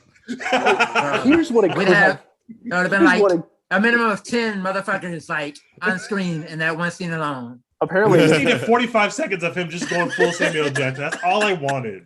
here's two fun things. Kill Bill is the only Quentin Tarantino movie that doesn't use the N-word. The And only apparently- one? Yeah. Good Lord. Kill Bill 1 and 2 are the only ones. And it also Those has are the only Tarantino movies where the N-word isn't in there? Mhm. Wait, is it in Once Upon a Time in Hollywood? That's- Yes, yeah. Is it? Oh, I think it's in Once Upon a Time in Hollywood. I don't remember that. got it. And it's also like the least curse word movie heavy in Tarantino. But here's where I'm going to follow Teja's logic. Because Quentin Tarantino loves to high five himself for being a nerd and loves to reference his own movies and his own movies, here's what he could have done. He could have put Sammy J as the bartender in the strip club, dressed as himself from Pulp Fiction, and it could be like that bar could be the exact replica of the bar of when Sammy J delivers the briefcase to Marcellus Wallace. Yeah. Oh, that would have been so There you go. cool. That would have just been. I mean, But why- it's different because that bar's in Los Angeles and the other one. well, sure, but That's like, true. I mean, they clearly they clearly had set time. Like Bill's house is built in a set, and I think it is homage to poor set design in old kung fu movies. But if you watch the final scene with Bill, you can clearly tell that the night sky is a psych wall because like the trees are heavily illuminated and the sky is not. Like there's a very bad discrepancy that doesn't match.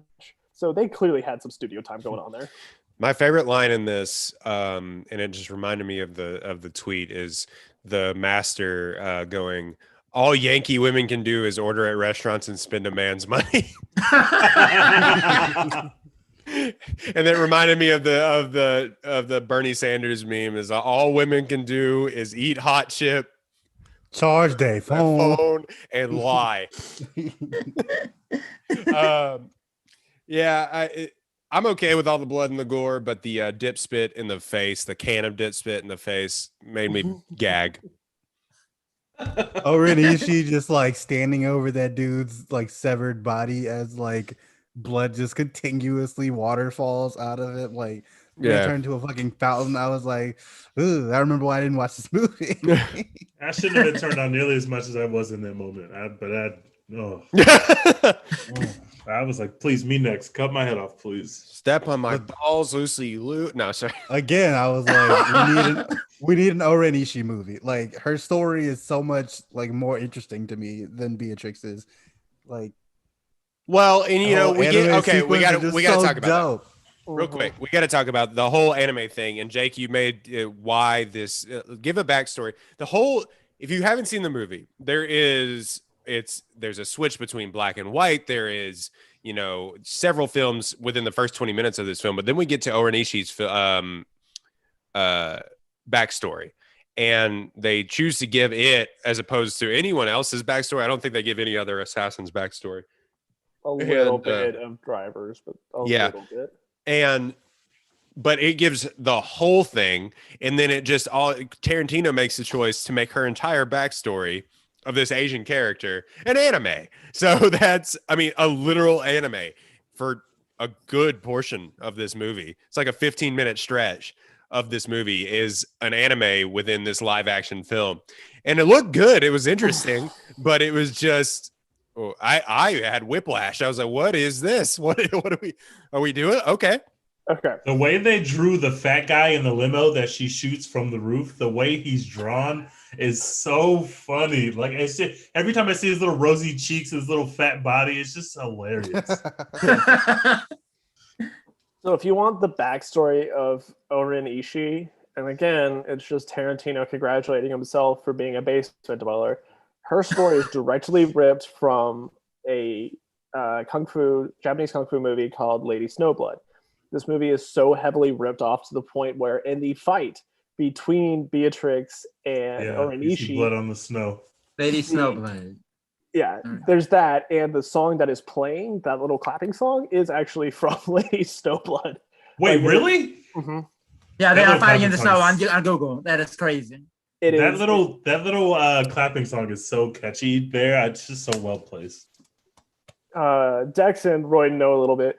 So my wife is like the least violent person ever. I don't think she will ever be in a fight, but she loves to tell me if she ever gets in a fight and I'm present to pull up that song and immediately play it on my phone because she wants to fight to that song. It's very intense. But yeah, that her Lady Snowblood is a movie about a child who witnesses her mother get raped and her father get killed, and her mother also gets killed by gangsters, and she grows up to be an assassin and gets revenge. Literally Owen Ishii's backstory, minus the rape, but it's also kind of vaguely implied in the anime. The backstory of why it's animated is twofold. One is Lady Snowblood was made on a shoestring budget, and in the same vein as the original A Star is Born, there is footage that was not shot, so they just took paintings and inserted it in the movie to pass along the story from when they didn't shoot stuff. So in a slight homage to that, they did a painting in Kill Bill via anime, and this was also during the time when mixed media was becoming very popular and anime was kind of at its peak a little bit in America because it was finally coming through via Toonami and Warner Brothers. Toonami, God Lord. So people were buying into it. The other thing is for some reason Tarantino had some sort of connection to the studio that amongst other accomplishments made Ghost in the Shell, which was a anime that became very huge in America. And now Scarlett Johansson. No, it's the Scarlett Johansson. Yeah, Good old ScarJo. Tarantino became friends with or had connections to the production company and actually either wanted to make a animated Kill Bill or wanted to do something with them because he was a huge fan. He did not have the money. Weinstein was not going to pay for it. In fact, Weinstein was very well known to have said to cut the entire animated sequence for the movie, it doesn't make sense. It's wasting money. Yeah, what a great guy. Yeah, He was so wrong. He was so wrong. Tarantino blew, I think it was like $2 million on the production of it, ran out of money, but actually got the studio that did Ghost in the Shell to animate that entire sequence. At some point in time, actually ran out of money, and that's why the final animated scene with the fat, rosy politician or general, whoever the fuck he is a very different animation style. Yeah, it's very different. You could tell like the quality just drops immediately. But yeah, it's essentially Tarantino had the chance to do it and he took it, and he also kind of just shoved in the fact that he's paying some sort of homage to Lady Snowblood.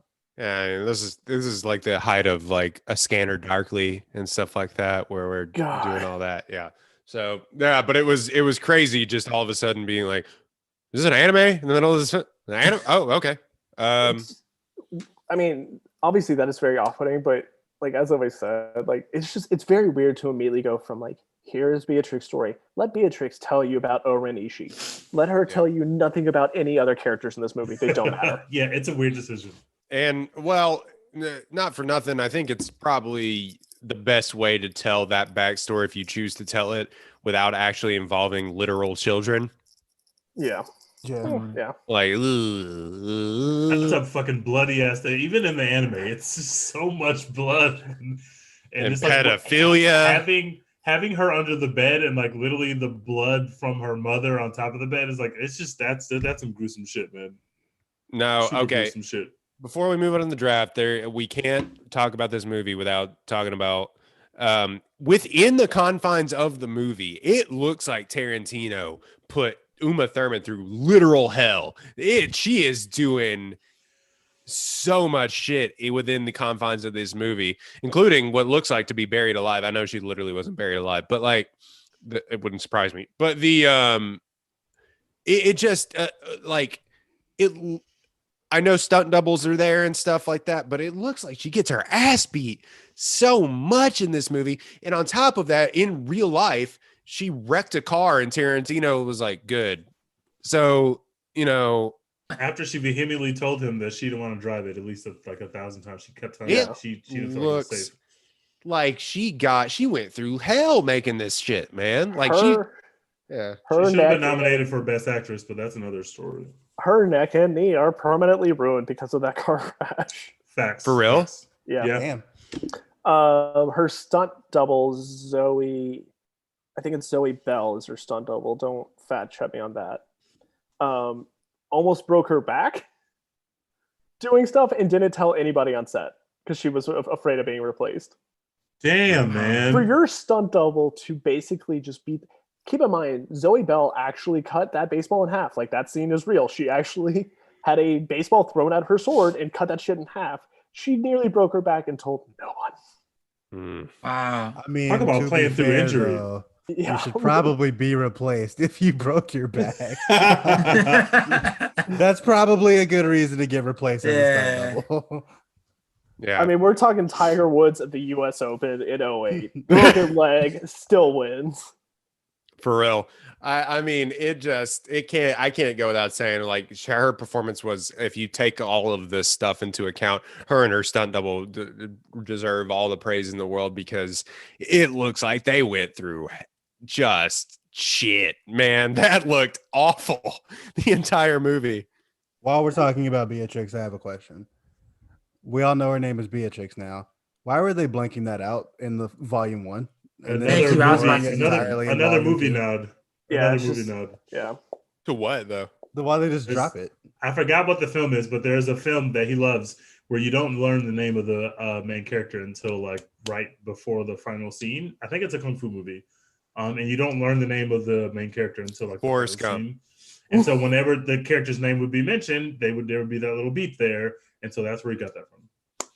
That's weird. That's I thought at the dumb. time I thought it was cool. I thought it was a B word. I thought it was bleep because it was that. And then we get all the way to that. Yeah, exactly. And then of course, I think when the promo was rolling out, then everybody started referring to her as the bride. And I was like, her name can't just be the bride. And of course, it's finally revealed to be Beatrice. That was, as Jake has brought up, that was probably another one of Tarantino, like trying to be like clever, but whatever. I really like the last name Kiddo more than I care about the first name Beatrix. The last name Kiddo. I didn't like that. I was just kind of like, I thought he was just calling her Kiddo. Right. And then her last name is literally Kiddo. And I'm like, come on. I'm so clever for that guy. Also, before we move on, Bill does not understand Superman comics. No. And he should never talk about them ever again. Shut the fuck up. You're wrong. Superman comics are trash. So I'm with him on this. I like this Superman take. I'm not disagreeing on that, but he's just like wrong about the character of Superman. Like, that's just not. We lost Jake.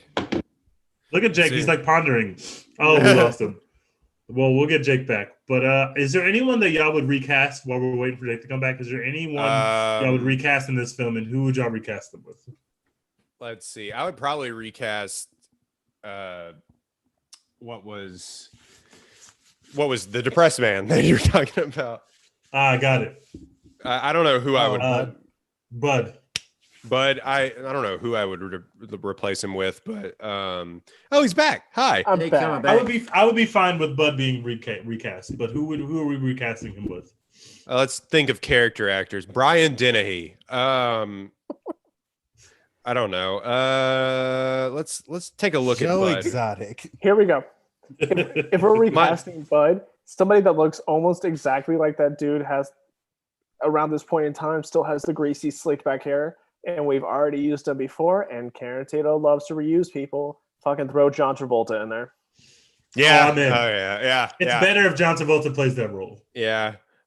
You could recast him with Bruce Willis, but even though he's too more leading man though than Bruce Willis was considered to be Bill. Oh wow! I wouldn't have hated that. I Really? love Bruce Willis. I do not think that you get the emotional scene if he plays that character. Like But I I think love Bruce Willis. I think David Carradine is pitch perfect in this movie. I think Yeah. I think just his tenor and tone and pace is just I think it's great. But I like Bruce Willis when he gives a shit. most of the time he love doesn't Bruce care. Willis. I have a very soft spot for Bruce Willis. I love Bruce Willis. Originally, Bill was written for Warren Beatty. That see that. makes it. Yeah, that The makes age can gap see would that. really have been out then. Yeah. Yeah. True. And then for some reason, Beatty dropped and Bruce Willis stepped in, and I don't know the tumultuous thing that happened to eventually get. This is a very different film where Bruce Willis plays Bill. Like a very different film. Extremely different. Is it okay? Is it racist if we do Jackie Chan as the master? No. Wait, how old is Jackie Chan at the time this is being filmed? This is Rush Hour, isn't it? This is Rush Hour. Yeah, This he's is like in Rush his Hour 40s, 50s. I hate it. You hate it? He's got to be older. That guy wasn't that old. Yeah, that guy's not that old. He has a Okay, that's fair. That's fair. Because he's the I love dude that that played fucking dude. what's his name in the Crazy 88s. Wait, what? Wait, no, the dude who's cast, isn't he like some kung fu What's movie his- like legend type dude? Yeah, but he plays whoever the head honcho henchman guy is in the Crazy 88s. It's the same dude. Kenji Wait. Oba. He plays one of the Crazy 88 henchmen, and he plays Pai Mei. I didn't know that was the same actor. Yeah, I forget what his like the character's name is. Oh wow, I Kenji. learned something. Bald guy is literally his name. Kenji Oba. Oh, she gives him a name because he gets a tiny backstory too. He's like General something. Oh no, he's not. No, he's not. We get Go-Go's backstory, which is Oh, Johnny. Did you know that Go-Go's sister Johnny was supposed to Mo. be in this film too? Go-Go was going to have a sister. oh I don't think they filmed it, but there was another scene where Beatrix was going to fight Go-Go's sister because Go-Go's sister wanted revenge because she killed Go-Go. So there was another scene that was going to be in Kill Bill 2 where where she fought Go-Go's sister. I'm okay with that nod because I'm not that invested in Go-Go's storyline. That would just bring back. I am. I want more for all of these. Well, not all of them. Not Bud. Yeah, actually, all of the women, not Bud, Yeah. just the women. I know that's it. Bud's dead. Let him rest. I know a flail was an actual weapon and actually had a lot of use, but how fucking useful is a saw blade on a ball on a chain as a weapon? Like, could it have been a sword? Like, what a weird weapon to have as your weapon of choice. Super I weird. mean, she like decked her in the chest immediately with She it, though. did, So and like any regular person who's not like fucking invincible, like Beatrix Kiddo, is dying immediately after getting That's hit why in the we can't chest. say that fight was easy because she literally got hit in the chest with that thing and it looked fucking painful as shit. its best use though was that it was choking her. That's true. Versatility. Also looked pretty painful. That really did. Chances are, given Tarantino and what he did in Glorious Bastard, She was actually Uma choked. Thurman was actually being choked. All right, let's do if we don't have any more parting thoughts, do we have any more thoughts? If you have not seen this film, I am begging you to watch this film. And if you are not entertained by this film, I will watch any film that you want me to watch, no matter how good or bad it is. That goes for anyone on Twitter, on YouTube. If you've never seen this film, if you watch this film and don't like it, I will watch your favorite film that might suck. I will give you that request. I'll join Teach in that challenge. Absolutely will. There's no reason. There's no reason for you not to like the movie. To be honest with you, there really isn't. Yeah, there's really not anything to like make you not like the movie overall. It's just fun, man. Just good. Dex, I'm sorry, but I'm sorry that you had to be bullied into watching this. This is something that you should have. It's the violence, man. He doesn't do Hey violence. man, I'm gonna be honest with you. It's definitely the violence, but also like hearing people talk about Tarantino films, I'm just like, ugh, I don't care. Like I don't like this dude. I will never like this dude. I don't want to like. Have you never seen get Pulp it. Fiction? I've seen it. Yeah. But I get it. He's like God's gift to filmmaking or whatever. The fuck. God's gift to But sometimes I'm He's like, not that. dude, shut up. Like, I don't care. He's not the best filmmaker ever, but he makes the coolest films of Yeah. any filmmaker ever, Terrence, which is different than making the best films. yeah, no. He's made great films. He's made films that are gonna sit in the pantheon of movies, stuff that will be taught to all time. Tarantino is okay as a writer. He surrounds himself with the best, like Robert Richardson as his cinematographer. Brilliant move. Like he's never not going to make a beautiful movie. Tarantino is best for people that grew up being raised by TV because he's just like He's our Yeah. generation's It's like he's true. millennials. He- Seriously. like again, like all of his movies are just ripoffs. He's never really written anything original. I mean, his most recent movie is just a dreamscape of a very real Manson murder. So, like, I mean, Tarantino is honestly it's great because he's just for those people that like sat at home all day and didn't play with friends or anything, but instead played with video games and got He's interested. member berries in director form. Absolutely, but You know what? The That hot shit take works I've on been me. like, the hot That take shit I've been works on cooking me. up while we've been having this whole conversation tonight is that Tarantino is the Drake of movie directors because like every single thing Drake does, it's like somebody else has already done this. Drake is just like repackaging it, and he has his fans. Great. I am one of the Drake stans who will tell you like, oh, Drake is amazing. You got to listen to every single Drake project. They're all great. You're gonna love them all. Like he's one of the greatest of all time. Blah blah blah. And other people are just like, man, I don't give a fuck. Fuck Drake. Like I hate that guy. And Tarantino is like that same dude. It's like he's mastered like all these other like styles and shit that have already been done before. He's not doing anything new or groundbreaking really.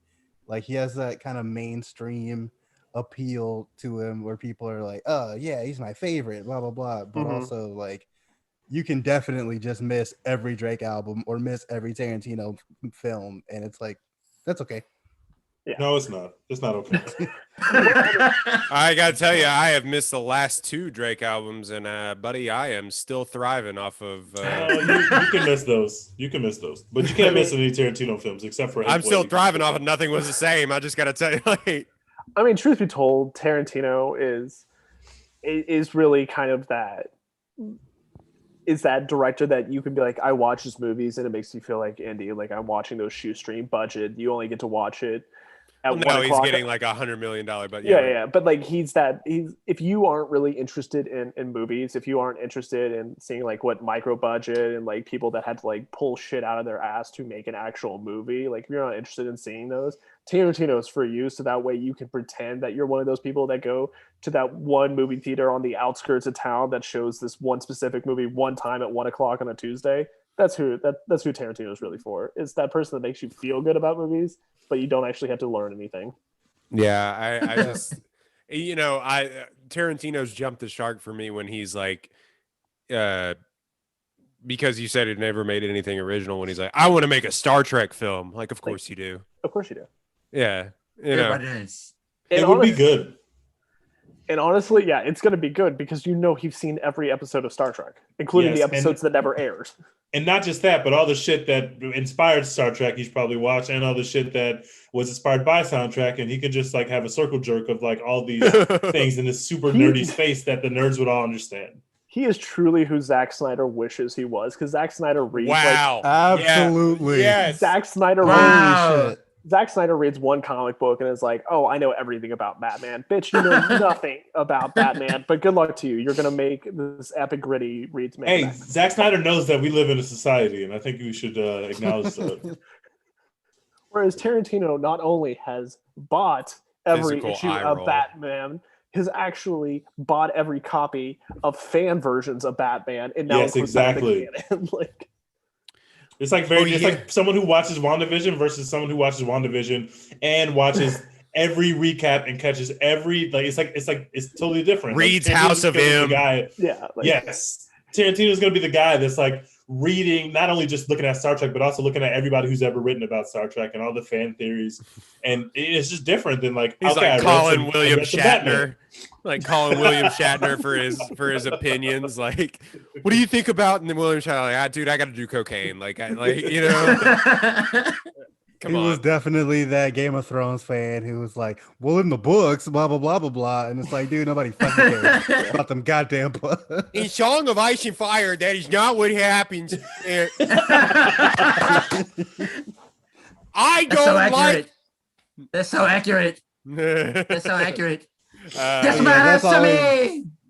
That's always been who Tarantino Beautiful to me. So I am late on a lot of his movies. I've seen Pulp Fiction because that one came up in college. People were like, we're going to watch Pulp Fiction tonight. And I was like, fuck it. I'll do that. I saw Once Upon a Time in Hollywood because it was like Oscar baity and like it got all that buzz. I've seen Inglourious Basterds because we talked about it on the podcast. And I'm now seeing both the Kill Bills. So wait, what? You've seen Pulp Fiction, you've seen Kill Bill, you've seen Django, you've seen Inglourious Basterds. You haven't watched Reservoir Dogs. We're doing Django soon.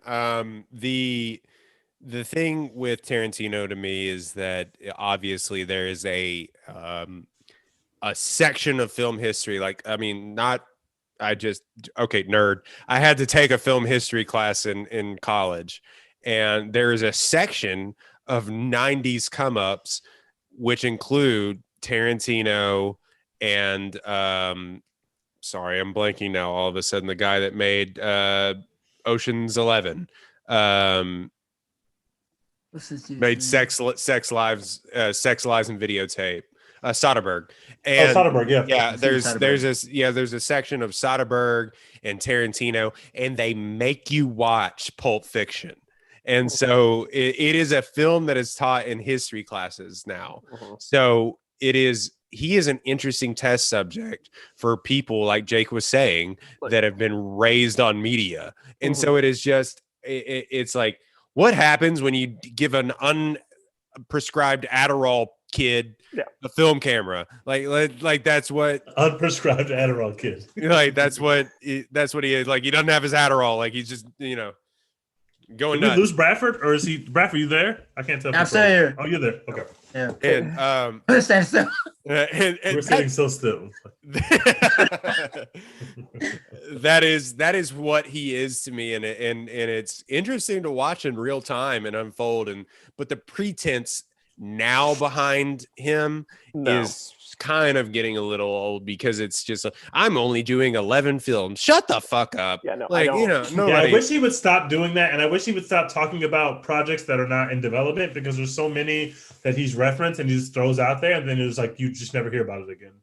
And it frustrates me. Like, I would love to see a Kill Bill 2, but since you tried to kill Uma Thurman, that probably isn't going to happen because you tried to murder her. So yeah, she's hell no. Like, unless they pay her, want to do another film with you. Unless they pay her, pay her an extravagant amount of money. But sign me up if she's willing to do it. Sign me up. Tiana Paris, Uma Thurman, Kill Bill 3. I'm in. The pretense, I don't know. The pretense behind him has started to get a little annoying. It insists upon itself. Yeah, it insists upon itself. There are two kids. There are two kind of kids out there. There's one where your parents enrolled you in T-ball when you were a little kid, and there were ones that just put you in front of Sesame Street and let you run. And the Sesame Street kids are the ones that are watching Tarantino films going, oh, yes. Yeah, and if you played Little League sports, this movie is not for you. Were you even in college if you didn't were you even in college if you didn't have a Pulp Fiction and Bob Marley poster? Or the picture of Johnny Cash flipping out the camera. I thought the Pulp Fiction poster thing was a joke, and then I got to college and there was several people with Pulp Fiction posters. Had you seen the movie when you got to college? Had you seen Pulp Fiction? No, I watched it for the first time my freshman year of college. Got it. All right, everybody's dorm room. What is for real? Jeez, that was UT. At least somebody on every floor at UT. And a Pulp Fiction poster. But also, there was a lot of Reservoir Dogs posters when I was in college. There was a lot of Reservoir Dogs posters because people were already trying to be like, oh, Pulp Fiction was like the pop cultural one that got popular. But have you ever seen Reservoir Dogs? Pulp Fiction is like for the Urban Outfitters kids. Yeah, exactly. So there was a lot of that. So there's a lot of like, the real fans really just have Reservoir Dogs stuff. Which you can buy both at a Spencer's. Reservoir Dogs is fine. It's not better than Pulp Fiction. People were just trying to be edgelords, but it's whatever. No, Reservoir Dogs is good for two things. It is good for movies about cutting off people's ears. True. It is a movie. It is a good movie for Steelers Wheel, Stuck in the Middle with You, a song that was written in fun of Bob Dylan. That is all And Reservoir also- Dogs. And for Tarantino to say the N word out loud because Yeah. And you could Oh, He trace, just yeah, loves true. that. They got to you do could that. trace that first He does that in diner Pulp Fiction, scene doesn't he? in Reservoir Dogs. The way they're having a conversation within a conversation quite literally ties itself right to the first scene of The Social Network, which is probably my favorite opening scene I've ever seen. Yeah. All right. And one thing I will give Tarantino credit for, a lot of his scenes are like they're like 3-act plays within themselves. Like the conversation, like there's a whole setup and then like the rising action, the climax, and all this other stuff like within this one conversation in a scene. So I've seen a lot of different like clips from Tarantino movies that it's like, okay, I feel like I got it. Like because the scenes are so detailed, there's so much setup within the scene for the rest, like the way the rest of the scene plays out. So like he's really good at that kind of stuff. And like he's technically a brilliant director. Like I get it. I just don't care as much as other people. It's like one of those things where the Lakers are good, but you don't want to hear Lakers fans talk about how good the Lakers are. I get it. It makes perfect sense. All right. Let's I have go two ahead. tiny things. One is Robert Rodriguez scored this movie for $1. Wow. $1. And it was also in exchange for Tarantino directing one tiny scene in Sin City, a hilariously forgettable movie. And the People love other that movie. is People really liked it at the time, but I think it has aged poorly. It's not great. it's great. But it was That was cool cool. because it was like one of the first forays into like what if we made a movie that looked like a comic book, like heavy Yes. ink tones. Oh yeah. But like it's not great. Robert Rodriguez doesn't make great films. That's my hot take. And the second is the final scene of the movie that was shot was the scene with the pimp. And in the background, those aren't actors; those are real prostitutes. Oh, what? What? Wait. That whole scene, You kidding, right? that whole Yeah, scene- they went to a real brothel. that is a and- real ass brothel, and the only people that were present in that scene was Robert Richardson, Quentin Tarantino, the script supervisor, whose name actually pops up in the movie, a couple of like union people, some grips, some gaffers, the actors, and that's it. Tarantino definitely sampled the product in that place when we went there. I'm sure. I'm sure of it. Oh, in my Show me last feet. Yeah. Show me feet. That's a future application to a movie for that. Wow, I did not know that. You get some That's really experience. cool. I never knew that. That's not cool. That's weird. But it That's is- fucking awesome. It's Imagine- entirely unnecessary, but Well, brothels Tarantino. exist. You might as well go film some shit in there. Sure, why not? Well, I mean, it is honestly a testament to Tarantino's background about making things on shoestring budgets. Like Tarantino, if you ever want to get into film studies, is a very good film study into how can I maximize on like $15. You can also do the same thing with Robert Rodriguez, but he did very different things. But like, I mean, that is very true to his core of like, if I'm just gonna make a scene in a brothel, let's just fucking go to a brothel. It's gonna cost us nothing. We're here. He and the guy from Texas who made Boyhood, Richard Linklater, very good. Oh yeah, it's been like that. Patricia Arquette, come on the podcast. Yeah. Patricia Arquette, We haven't please even come on the talked about podcast. that. Patricia Arquette, if you're watching, you're not. If you're watching, Who knows if Or listening. If Teach tweeted out the YouTube link, we don't know what Patricia Arquette is doing. I mean, Patricia Arquette. In other news, Patricia Arquette is shadow following Tej. So That's She's a right. queen. Toy Story 4, Holes, absolute queen. Get in all here. right. So we are drafting Quentin Tarantino characters. The draft goes as Bradford, Royden, Dex, Tej, Jake. So this is a snake draft. Bradford, draft 1. We'll go down the line and come back. Tej, you get 2 at the end, or Jake, you get 2 at the end. Quentin Tarantino characters. He's written some good ones. Bradford, what's the number 1 overall pick? I'm so glad to be number 1. I'm absolutely picking Marcellus Wallace. That has to be done. Really? It has to be done. Okay. Like, he Absolutely. looks like a bitch. That might be a reach in round 1, but I respect it. That's a great character. Marcellus Wallace. Does he look like a bitch? My number one overall pick. I like Marcellus Wallace because he's definitely mentioned the most in any Quentin Tarantino. My number one is Colonel Hans Landa. Ooh, Hans is a good Great one. choice. Great choice. great choice. He is the most menacing, and it's mostly because of Christoph Waltz's performance, but he is the most menacing, evil character I have ever watched on screen. And his performance in the very beginning of the film sends chills down my spine every single time. So if it does that, it deserves a first round pick. That man is incredible in that. And I think that is the best role he has ever written. Do you mind if I smoke my pipe? And he just brings out just like the biggest, it is. Oh, it's so good. It's so good. Sorry. So Colonel Hans Landa. It's a character so good. It made Christoph Waltz very important for a very long time. He's riding high off of that. Got him in a Bond film, didn't it? It got him in a Bond film, and now he's kind of nowhere. Incredible character. Incredible. I want him to show up in every Tarantino movie that he can. I'm surprised that he doesn't. I think he should. He's great in Django as well. So, I mean, he won an Oscar. Just keep working with him. Yeah, you just got to keep working with Christoph Waltz. He's a great guy. All right, Dex. Give me 1 second, catching up on the tweets here. Dex, you better not steal my person.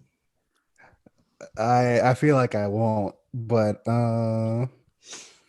Dex only seen like 5 Tarantino movies, so that's why. Yeah, I haven't seen very many. He's scrolling through IMDb right now. Nah, I gotta remember my guy's name. I'm gonna go with the one that got Brad Pitt his Oscar. I'm going with Cliff Booth. Yeah, nice. Okay. I love Cliff Booth. He's just so awesome. Like, I mean, that hilarious. That is Brad Pitt in his truest form. You know he loves being on that roof. Just that hilarious, hot, just man, blasting people in the face with cans of dog food, like just. I watch that balls. scene on YouTube like once a week at least. The relief of that scene is palpable. It's incredible when he nails that person in the face with that can of dog food. It's incredible. A+ throw. He has like a grade 75 arm for baseball fans. He is just hum that thing. He's got Aaron Rodgers level of passer rating. All right, let's Cliff Booth. I like that. Tej, yeah. With the 4th pick, I'm getting the number 1 overall talent in the draft. I'm taking Juice Winfield, the most iconic character that Quentin Tarantino has ever written. He literally in Pulp Fiction, which is full of stars and future stars, he easily, I've seen this movie probably 100 times, and every time you watch it, the one thing that stands out among everything is how incredible Samuel Jackson's performance is in that film. It's the coolest character he's ever written, and that's my easy choice. I'm glad that he was still there at number 4. He is so good. He I almost went with it. Verse that people think is a real Bible verse. Ezekiel 25:17, everybody, is not a real Bible verse. Just some cool shit I read one time. Doesn't exist. I wonder how many bad motherfucker wallets get like sold at Hot Topic a year. I have to keep them open. All right, Jake, 2 picks. Good pick, man. Jules Winfield. Yeah, I was hoping to steal Jules at the turn. I was hoping to take him as my second. All right, that's fine. As my first round pick, I'm very happy I get him. I think he's my Alvin Kamara pick. I think he is definitely a first rounder. I am taking Lieutenant Aldo Rain. Yeah. Great choice. Again, it is. I think that it's just Brad Pitt doing his Kansas accent. Doesn't give a shit. He's just riding. Bonjour, no. Grazie.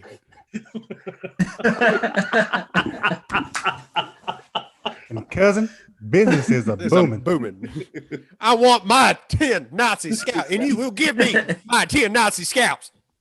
Oh. Margaretti. Oh, man. I speak the second most Italian. You don't speak any Italian, right? That's what I said. Second most. Oh. He has the best lines in that movie. It's incredible. And that's Sorry. also what should have got Brad Pitt his Oscar, but it's okay. He got his Oscar. Everything was fine, but that's why he should have got it. Everything should have. As a baseball bat, he's going to beat you to Incredible. death with it. Oh, God. We should talk about it. We're all tickled to death to hear you say that. Watching Donnie beats Nazis to death is the closest we get to going to the movies. It's true, he does. Oh, God. I kind of want to take the Bear Jew. DeBaju. Da Baju.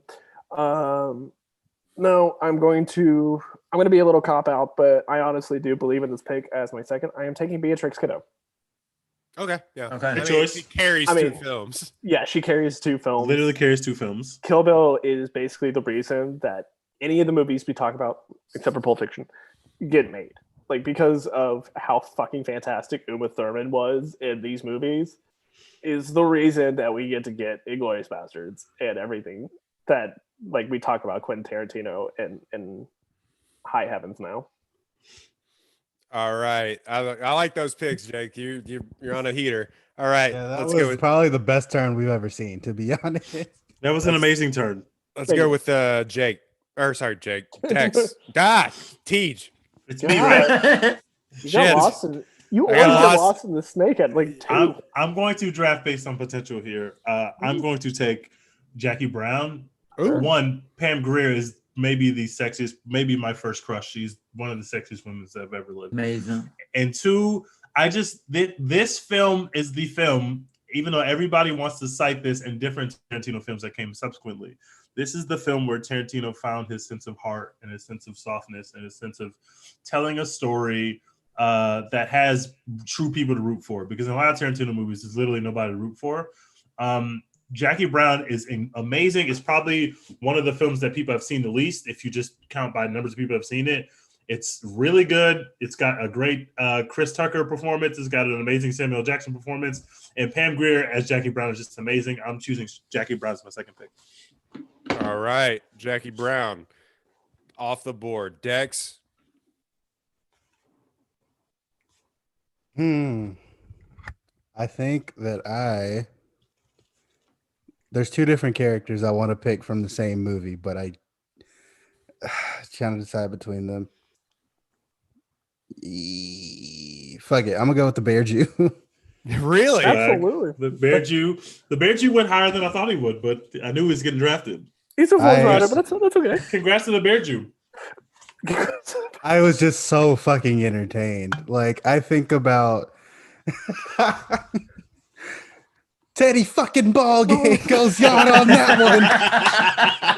I think about Down that on shit Lansdowne Street. every fucking week. I'll just Teddy fucking Ballgame. Just I love this, dude. I had to take him. I had to make sure I got my guy. You The absolutely. fact that that was supposed to be like Adam Sandler is incredible to me. It I mean- never goes like, yeah. Anyway, go ahead. No, like, I am trying. We had this discussion, I think, on the Inglourious Bastards episode. Let's start an Inglourious Bastards episode. But anybody but Eli Roth, I don't think it's going to happen. No, I mean it's what you do? What you do? Yeah, that's Adam Sandler. All right, so my second pick is Calvin Candy from Great choice. Of course. from Django Django. Unchained. I mean, he's a little too good at being racist. Monsieur Candy. Man, that character probably should have won the Oscar over Christoph Waltz for Best Supporting Actor. He was terrifying. Mhm. He was Terrifying. He was terrifying, and I think it's one of the more, and it kind of goes unnoticed in his in Leo's filmography. Thank you. Yeah. It goes unnoticed in his filmography because he's not the leading character. He's always been a leading man, but if he wanted to switch to the supporting, that may be the way that he keeps it moving. You know what I mean? Like, of course, he has leading man stuff for the next decade or so. But if you wanted to switch to the supporting actor, man, that performance tells you he can chew scenery in limited screen time, because that was the fact that he also cut his hand, like had to get stitches and shit in his hand, Just kept rolling. and kept rolling. And then, I mean, it's kind of gross, but rubbed his real blood on her face is nuts. I mean, that film is also one of the hardest that I think I've ever laughed in a movie theater, just because of the comedy of it. Yeah, the Calvin Candy performance is incredible. Such uncomfortable laughs, but definitely laughs. Like it's like you're never fully comfortable, but the racist KKK baghead scene is, I'm sorry, it's the funniest thing that's ever been put on film. Hilarious. It is so funny. What's going on is terrifying, but the fact that they're arguing over the fact that his wife cannot make proper bags. All I hear is criticize. That's nobody bought an extra bag. Wait, Dex, I thought you haven't Make seen your this own yet. bags next time. I've seen that scene because You have to watch this movie, day. bro. You have to watch this movie. None of you sons of bitches ask me or mine for nothing. It doesn't matter if you can see it. All that matters is the fucking horse can see. Oh man. Sorry, shit. For my lighting, One of the dumbest things ever said, by the way. Like,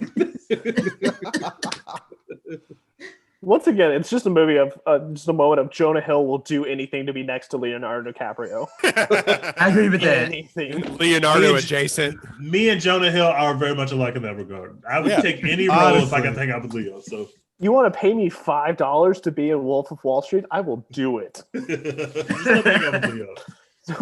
We're gonna have a threesome scene, me and Leonardo DiCaprio. I will do it. I will pay you. Yeah. And now he's dressed up like a homeless man. Jonah Hill, what a guy. The fact that movie is almost 10 years old, coming up to 10 years next year. Damn, that's crazy. We are still making memes based entirely off of Leonardo DiCaprio's face. Is just fantastic. Yeah, it's still going. Still going. I literally just saved a meme that's Leo's face. Absolutely. From that movie today. It's Leo's face on Bernie Sanders from the inauguration. It's crazy though, because it's great that you bring that up, because we have the Calvin Candy meme now. But now he has another one. The little point from Once Upon a Time in Hollywood is becoming another one for the next decade. That's pretty great. I use that once a week. We can say his name. Somebody's going to take Dalton, but yeah, absolutely. The fact that Leonardo DiCaprio's face in Tarantino movies immediately becomes memeable is fantastic. All right, Bradford. Let's go with two picks. You got two picks. My second one, I'm glad he's still on the board. I was hoping he would stay. It's definitely Mr. Pink from Reservoir Dogs. Okay. I'm a huge Steve Buscemi fan. I was like the one that put me on. Sure. I will always be mind blown by the fact that this man almost caused an argument in a restaurant for not wanting to tip, not because it wasn't the right thing to do, but because he didn't want somebody to tell him to tip other people. That was crazy to me. That's the first time. That's such a pretentious argument too, because it's like they should pay him more. But yeah, you should also. It's like, dude, over $1. I'm cheap like that, but it's good to know that somebody is cheaper than me. That's just like goes to my heart. So yeah, definitely Mr. Pink. All right. First Reservoir Dogs pick. Second pick.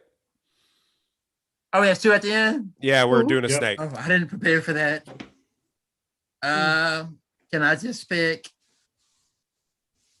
Oh no, what's his name? The dude from who's Christoph Waltz's character in Django? Dr. King Schultz. Yes, King Schultz is pretty cool. I definitely liked him. I watched Django trying to prepare for this actually. And so yeah, definitely Dr. King Schultz is amazing. Christoph Waltz has become one of like I look for, the guys who look like, okay, if he's in this movie, I'm gonna watch it. He definitely became that guy in this movie for me. He made some uncomfortable scenes instead of uncomfortable funny on accident. So I definitely appreciated him in that. The King Schultz character is so confident in that movie, and just he's free throughout the world in that movie, which is incredible. The Hans Landa character, you feel like he's in charge and everything, but King Schultz sort of a step back from that, where it's like he feels like everything is just, he's just kind of flowing with everything. He's confident. Like is your sheriff, would he also have happened to appeared around this time? And it's so confident that he knows, even though he killed the sheriff in broad daylight, he's not going to get arrested. And the Avita say when he shoots and kills all the racists is incredible. And also him killing the racist Leo DiCaprio is also great. Let's see. All right, my next pick. This is tough. Let's see. I know people are. He was nominated for an Oscar for this. I got to go with Vincent Vega from Pulp Fiction. Yeah, he probably was on the board too long. Yeah, he got good value there. Yeah, I like Vincent Vega. I think he's overshadowed a little by Samuel L. Jackson's character in the very end, and he's actually not as even though he's like first build on this film. He's not in it as much as you think he would be. But the Royale with cheese is a line that's always quoted when so many restaurants now have a Royale with cheese. Yes, the Royale with cheese. He shot. What was the character's name? What's his name? Max? Marvin. Yeah, Marvin, there you go. Marvin's dead, man. Ah, shit. That's the funniest. Phil Lamar. The whole scene where he takes out Mrs. Wallace on the date. And they're like, he's literally dancing. He's just so cool. The way he's talking about the milkshake, like he's just so fucking cool. Like he's not that smart. Smooth, yeah. He's not that good of a henchman, but he just emanates cool. And John Travolta is not like a particularly cool person, especially like now. We don't view him as cool. He's just so cool as Vincent Vega. It's crazy. It's absolutely crazy. I mean, he's just high, just doing the twist in the middle of a restaurant. It's a really good performance, and how he dies in that movie it's incredible comedy throughout the movie from John Travolta. The way his temper works in the movie, when he first meets Butch and Butch walks over to him, and he's just like, "What are you staring at?" And like the way he's just like immediately goes towards aggression, and like the way his temper is always kind of going like this throughout the film. He's just so cool, man. It's just such a great. He did all that and then became the mom in Hairspray. Yeah. Life comes at you fast. It was an old dogs. Oh, man. Scientology comes at you fast. Scientology ruined that man's life. Wild hogs.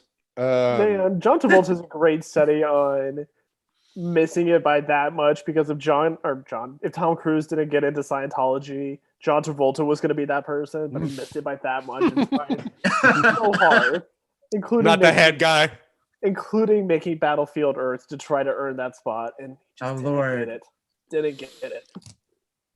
We don't acknowledge that movie. All right, Jake, go ahead. Man, I kind of want Vega too. That's okay. Is it Jake? Is it okay? Oh, this is my third and fourth, so I'm taking. No, you're third. Wait, it's not the turn, is it? Yeah, no, Jake is last. Jake's like shit. It's not Jake's turn. It's Dex's turn. Yeah. Wow, I skipped. What? It's Dex's turn, then me. All right. Oh man, yeah. I skipped 3 people. Dex, Tej, Jake. Sorry, Dex. Go ahead. All right. I'm gonna play from the heart here, and I'm gonna take Elle Driver because, like I said, she did nothing wrong. Hashtag support Elle Driver.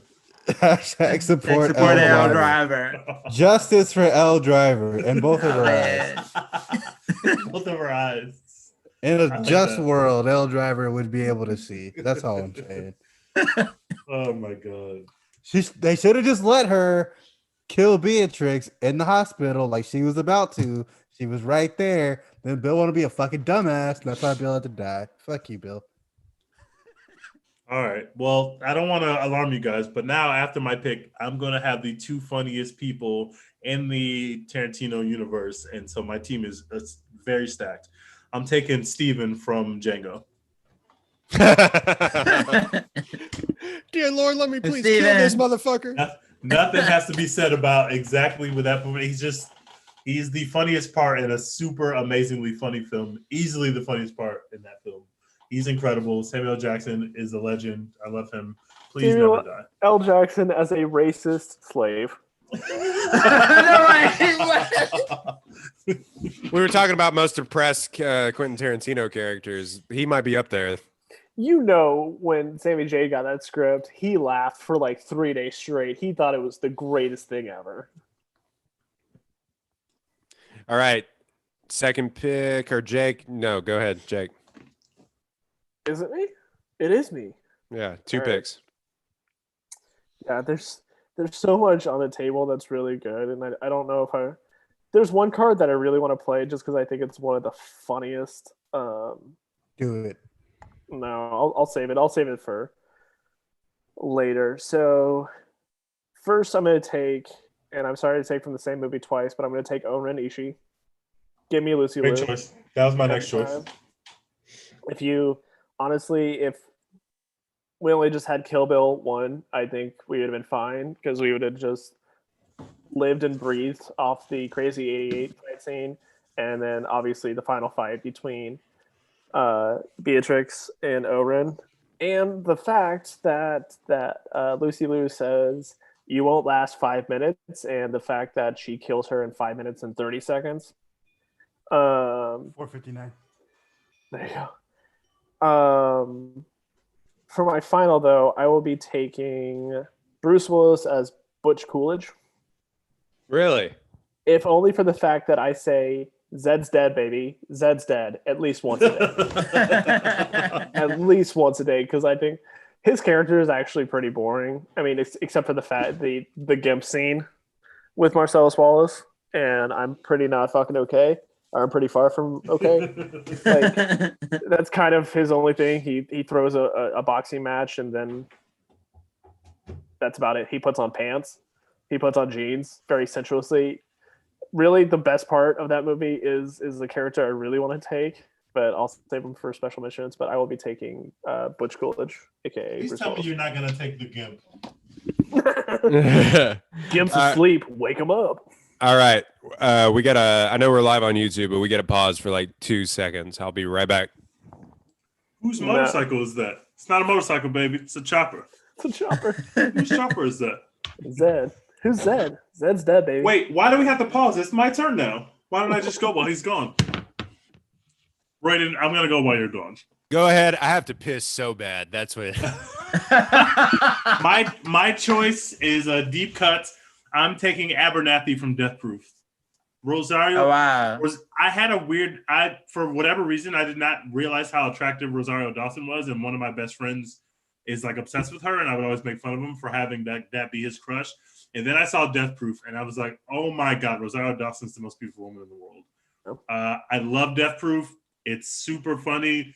I also really like Kurt Russell's character in Death Proof, and I just like basically like all the 4 women that are in Death Proof. It's just like a super cool short film. I like it a lot. It feels very Tarantino, like a very like he got high one night and just wrote this and just like put it out, and I just really like it. So that's my pick. So this is for all you listeners. Go into IMDb, look up Death Proof, and look at the third photo under photos, and it is.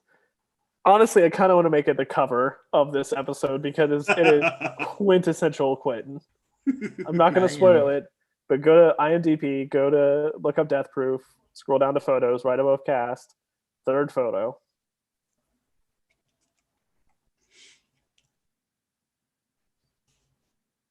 Okay. I think I've seen this one before. You said third photo right above cast? So yeah, if you're on IMDb page, there's like videos which shows the trailer, and then there's photos. First photo is Kurt Russell. Next photo is Tarantino and Kurt Russell. And the third photo is Tarantino on a camera on a 65 millimeter lens straight on Rosario Dawson's feet. Wait. In fact, I'm gonna save this photo and send it. You also see in these photos Jungle Julia's feet as well. Because there are so many. Basically there are a ton of feet in Death Proof. And it's only like good feet. 45 minutes. These are good feet. It's like 45 minutes and there are feet all over it. Wait, what did I miss? Okay, so we're talking about that I took Abernathy from Death Proof. Oh, okay. We're talking feet. Oh, But well, yeah. I mean, as one does with the if you actually, I didn't even bother. If scrolling down, there's another shot of Kurt Russell just pointing to feet. I'm not a foot person, but photo number 4 with Sydney Tamia Portier. I'm not a foot person, but her foot looks beautiful, and so I'm gonna give Quentin his credit for this one. I'm telling you, What justice was- for feet. What was Justice the, for feet. what was the other movie? Because Death Proof came out as a double, and the other one was It's like something Robert- nice. It's Rob Rodriguez, like and she like loses her leg, and her leg becomes a machine gun or something. Yeah. What is that? That's the double movie. Grindhouse. Was it Grindhouse? But his was like called Planet Planet Terror. Terror. Yeah, Planet because Terror. Grindhouse was the two movies. Grindhouse was the overall title, but the two films had separate titles. And Machete's in Grindhouse. Machete's in Planet Terror. Oh yeah, Danny Trejo. Wasn't that its own movie too? Yeah, it spun off and somehow into its own movie. Which Machete, I think, might have inspired the tire movie about the killer tire. Anyway, Dex. Oh, I remember that Killer Tire movie. What was that called? I forgot what it's something rubber or something like that. It was Machete and inspired two movies. One of them's that tire one, and the other one is Hobo with a Shotgun. Which never watched Hobo with a Shotgun. It is a terrible. Hobo with a Shotgun was awesome. It is truly a wild ride of a film. It actually has good reviews. Surprisingly. Oh no, it's a great film, and it's good. It exists again only in the Tarantino universe of like you either know this movie or you don't need to know this movie, but it's Dex, final pick. Because he's still on the board, I'm gonna go with Rick Dalton, just because somebody has to take Rick Dalton. That is, you get a lot of value late in the draft. I love that. Yeah, Rick Dalton is great, and that's a great Leo performance too. So 8 fucking whiskey sours you couldn't have. Dude, I was just about to quote that. I think the fact that he basically improvised that entire speech, like credit where credit's due. It's mind-blowingly good, and that little girl is going places. We talked about her last week. Julia Butters has got it, man. I considered drafting her character, but I was like, nah, I can't do that 2 weeks in a row. That's some of the best acting I've ever seen. Rick fucking Dalton. You could take incredible. Take Margaret the flamethrower to the girl in the pool. That was the funniest thing I think besides some of the stuff. The dog food. Oh my god. The fact that the actual like, is there any way to make it less hot or whatever the scene is when he's first using the flamethrower is a real life quote. Like he literally said that and they shoved it in the movie because it's true. Oh shit, that's hot. It's a flamethrower. I gotta be honest, bro. I was so nervous. I went like opening weekend to go see that movie in theaters. I might have been there opening night, and the whole audience, like the whole time, was just on tilt. Like, fuck, how is Tarantino going? Like we know he's about to have her get brutally ripped apart on camera. We're about to have Margot Robbie get fucked up. Like, how is this gonna go wrong?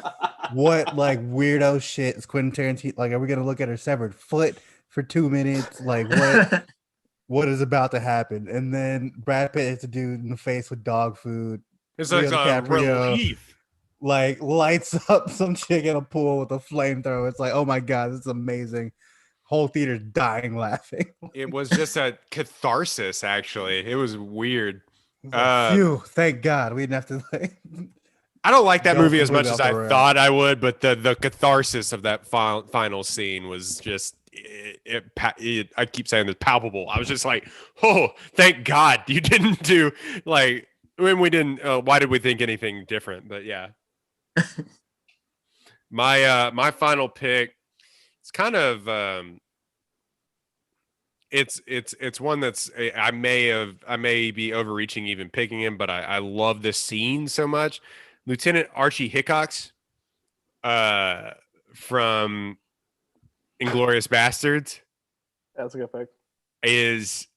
I That's the thing that catapulted Michael Fassbender into leading man status. So that scene, the Triglaza scene, is I think about it's so I good. think about this all the time. Amazing. And if I'm gonna be speak out the queen's tongue. yeah, I might as well be speaking the kings.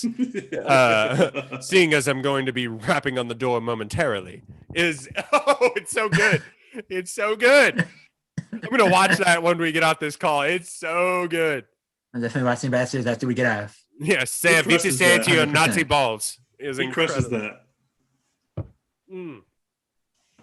And the fact that he actually knows German and like several other languages, incredible. Anyway, final pick, Bradford. Right. It's on me. I am going to take Go-Go from Kill Bill Volume 1. I think Oren gets like all the shine. Like Go-Go's like badass as hell. I liked her swinging thing. That was like amazing. I mean, I just like swinging things in general. So like whips, I'm with you, Catwoman, and all that. I'm here for this pick. But she got domed by a chair leg. Like, yeah, but it looks so dope. Much. And it had nails in it. It wasn't just a chair leg. It had nails on the end of it. That's a pop. I think her. She went outside. I want justice. I want justice for Go-Go too. Justice for Go-Go. But yeah, that's mine. Hashtag justice for Go-Go. Hashtag justice for L Driver. The "you want to screw me" scene makes my skin crawl. That's like the guy they cast to play the man, like just his face and his teeth. The biggest pedophile in the world. Like they found. He looks like a pedophile. It's like I don't know any pedophiles. I don't think, but that dude, I know that dude's a pedophile. Like the way they made him look was just so creepy. And the fact it's just like blood and guts, and Tarantino never skimps on. Like, I want to know what his blood budget is for fake blood. There's actually there were 450 gallons of it. Yeah, there's actually a number. Movie. What? Really? Mm-hmm. Oh shit! There's an actual number attached to that. All right, so that is our Quentin Tarantino draft. That is our Kill Bill episode. Thank you for the people that have recently subscribed to the YouTube channel after we tweeted it out, and thank you for the people that watched the entire time. If you did, I mean, we appreciate it. Share this video if you would like. This is how you get the raw and uncut version of me saying that I have to go piss in the middle of our podcast. So there is that. Real quick, I gotta drop the Bear Jew, and I'm gonna pick up Bridget Von Hammersmark off the waiver wire. Okay. Oh, nice. All right. Yeah. Do we have any waiver wire? Do we have any waiver wire decisions? I love my team. I will be picking up Christopher Walken's Captain Coons from Pulp Fiction because I frequently think about his speech. Like the watch up the ass. He is truly coming off the bench and like hitting 6 threes and then just sitting back down. Like, he exists in that movie for 5 incredible minutes, stuff, and then it just dominates. Like this was watching Daddy's wrist when he was shot down over Hanoi. Like that whole speech is Hanoi. He was captured, put in the Vietnamese prison camp. Like, oh my god, I think about that speech so much. Captured his ass. 5 long years he wore this watch up his ass. The Wolf in Pulp Fiction also is kind of in that same great vein. Character. He's so cool. Harvey Keitel, Wolfie. I talk fast, I think fast. He's like, you could say please. He's like, what? Please.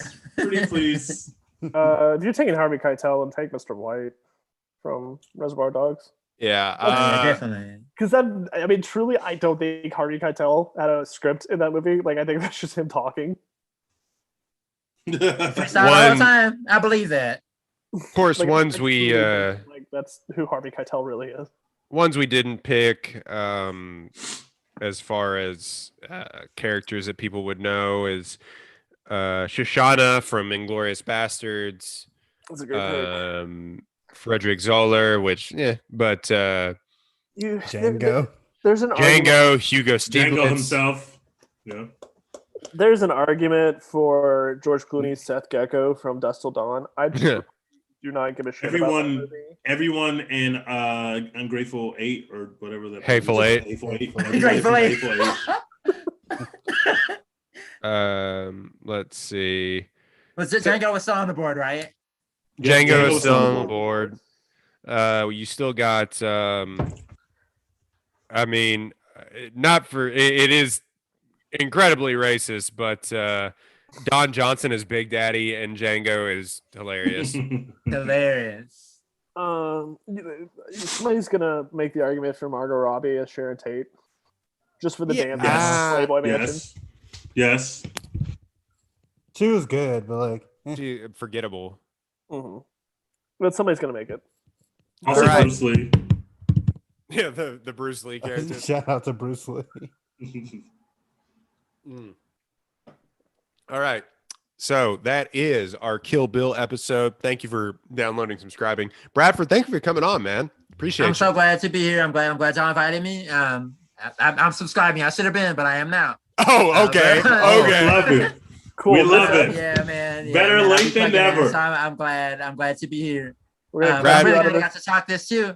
One of my favorite songs ever is on this movie. It's the song that plays when Beatrix is in part 2 with her daughter. And it's called About Her by Malcolm McLaren. I play that every week. Damn. But yeah, that's Great amazing. song. Great song. That's that's And one thing we didn't talk about the soundtrack. Overall, amazing soundtrack. That turned into a meme, and the whistling too also got turned into a meme or in like a TikTok video. The 5, 6, 7, 8s being an actual real band. Every song that they play is just so good during that scene. Like the music is as cool as the fighting for sure. How many freaking commercials had the ooh, ooh, ooh, ooh, ooh song? Yeah, it was everywhere. It was everywhere. Everywhere. Can I be honest with y'all for a second? Are we in the trust tree? I had no idea why Chill Bill was called Chill Bill until I watched this movie this week. Wait, you didn't know there was a sample? No, I knew it was a sample. I didn't know it was in this movie. That's hilarious. I was just like, why'd they call it Chill Bill? That's dumb. Is it just like a pun? Like, I don't get it. But now I get it. That has been the One Take Podcast. You can find us at One Take. Bradford, where can they find your Twitter, Instagram, anything that you're working on? Sure. My Twitter is at Percival Penman because I write. But yeah, feel free to pull up. I make relatively decent music takes, relatively decent movie takes, and sometimes I cry out loud about the Rockets and the Texans, which y'all don't want those tweets. You want the other No, I mean same for me and Dex, and Rockets for Tej as well. Same. No comment on the Houston Rockets. Thank you. I gotta tell you guys, bro. Bradford's Twitter on New Music Thursdays. You have to follow this man. This man listens to everything that comes out and will tell you what is worth your time. Percival Penman at Percival Penman. Otherwise, stay hashtag DW4 Deshaun Watson. All right. Please and thank you. You can find us at One Take Pod. That is the number One Take Pod on Twitter and Instagram and YouTube. Well, actually, One Take Pod on YouTube as well. You can find us at One Take Pod on Apple Podcast, Spotify, and Google Podcast. We said we were the number 1 podcast on Google Plus, so sure. We do have a 1 in our name, so there you go. Yeah. Who's gonna challenge? Go check us on Google Plus. We run Google Plus, bitch. For all of our new followers, thank you so much for following our Twitter. But go ahead, do us a favor, subscribe, click that subscribe button or that follow button on Spotify. Rate us 5 stars, 4 stars, 3 stars, I don't care. Just rate us and leave us a review. That really does help us out a lot. I keep saying it every podcast, but it really does help us out a lot to get into other people's ears so they can join in this One Take Podcast community. So thank you so much to all of our new listeners. Thank you to Bradford for coming on. Dex, what are we doing?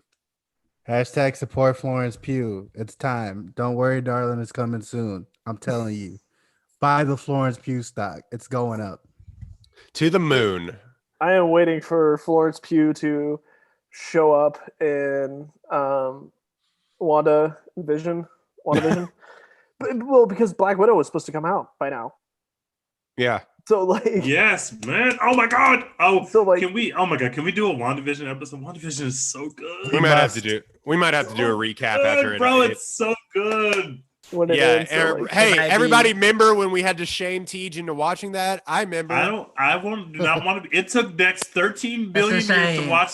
It took Dex 13 million years to watch Kill Bill, and it took Royden Hey. about 17 million years to watch Goodfellas. So I don't think that this is fair, personally. No, it's fair. That's everybody, I only waited like 3 weeks. Nobody Sure, we're trusted on- the vision of WandaVision. Everybody was so stuck on the fact that they were Just doing. because I hate Vision, Oh, the but I throwback didn't to I realize Love Lucy. the show's really Shame about on Wanda. everybody.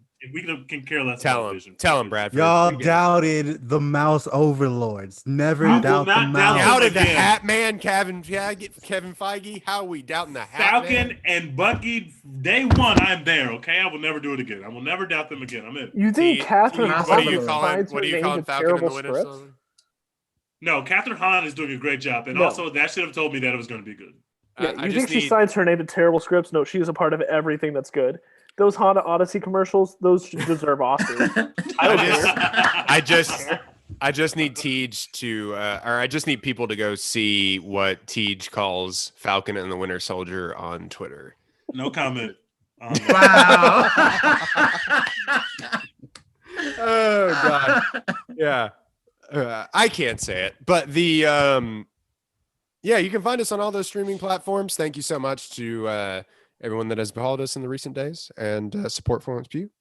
We're out.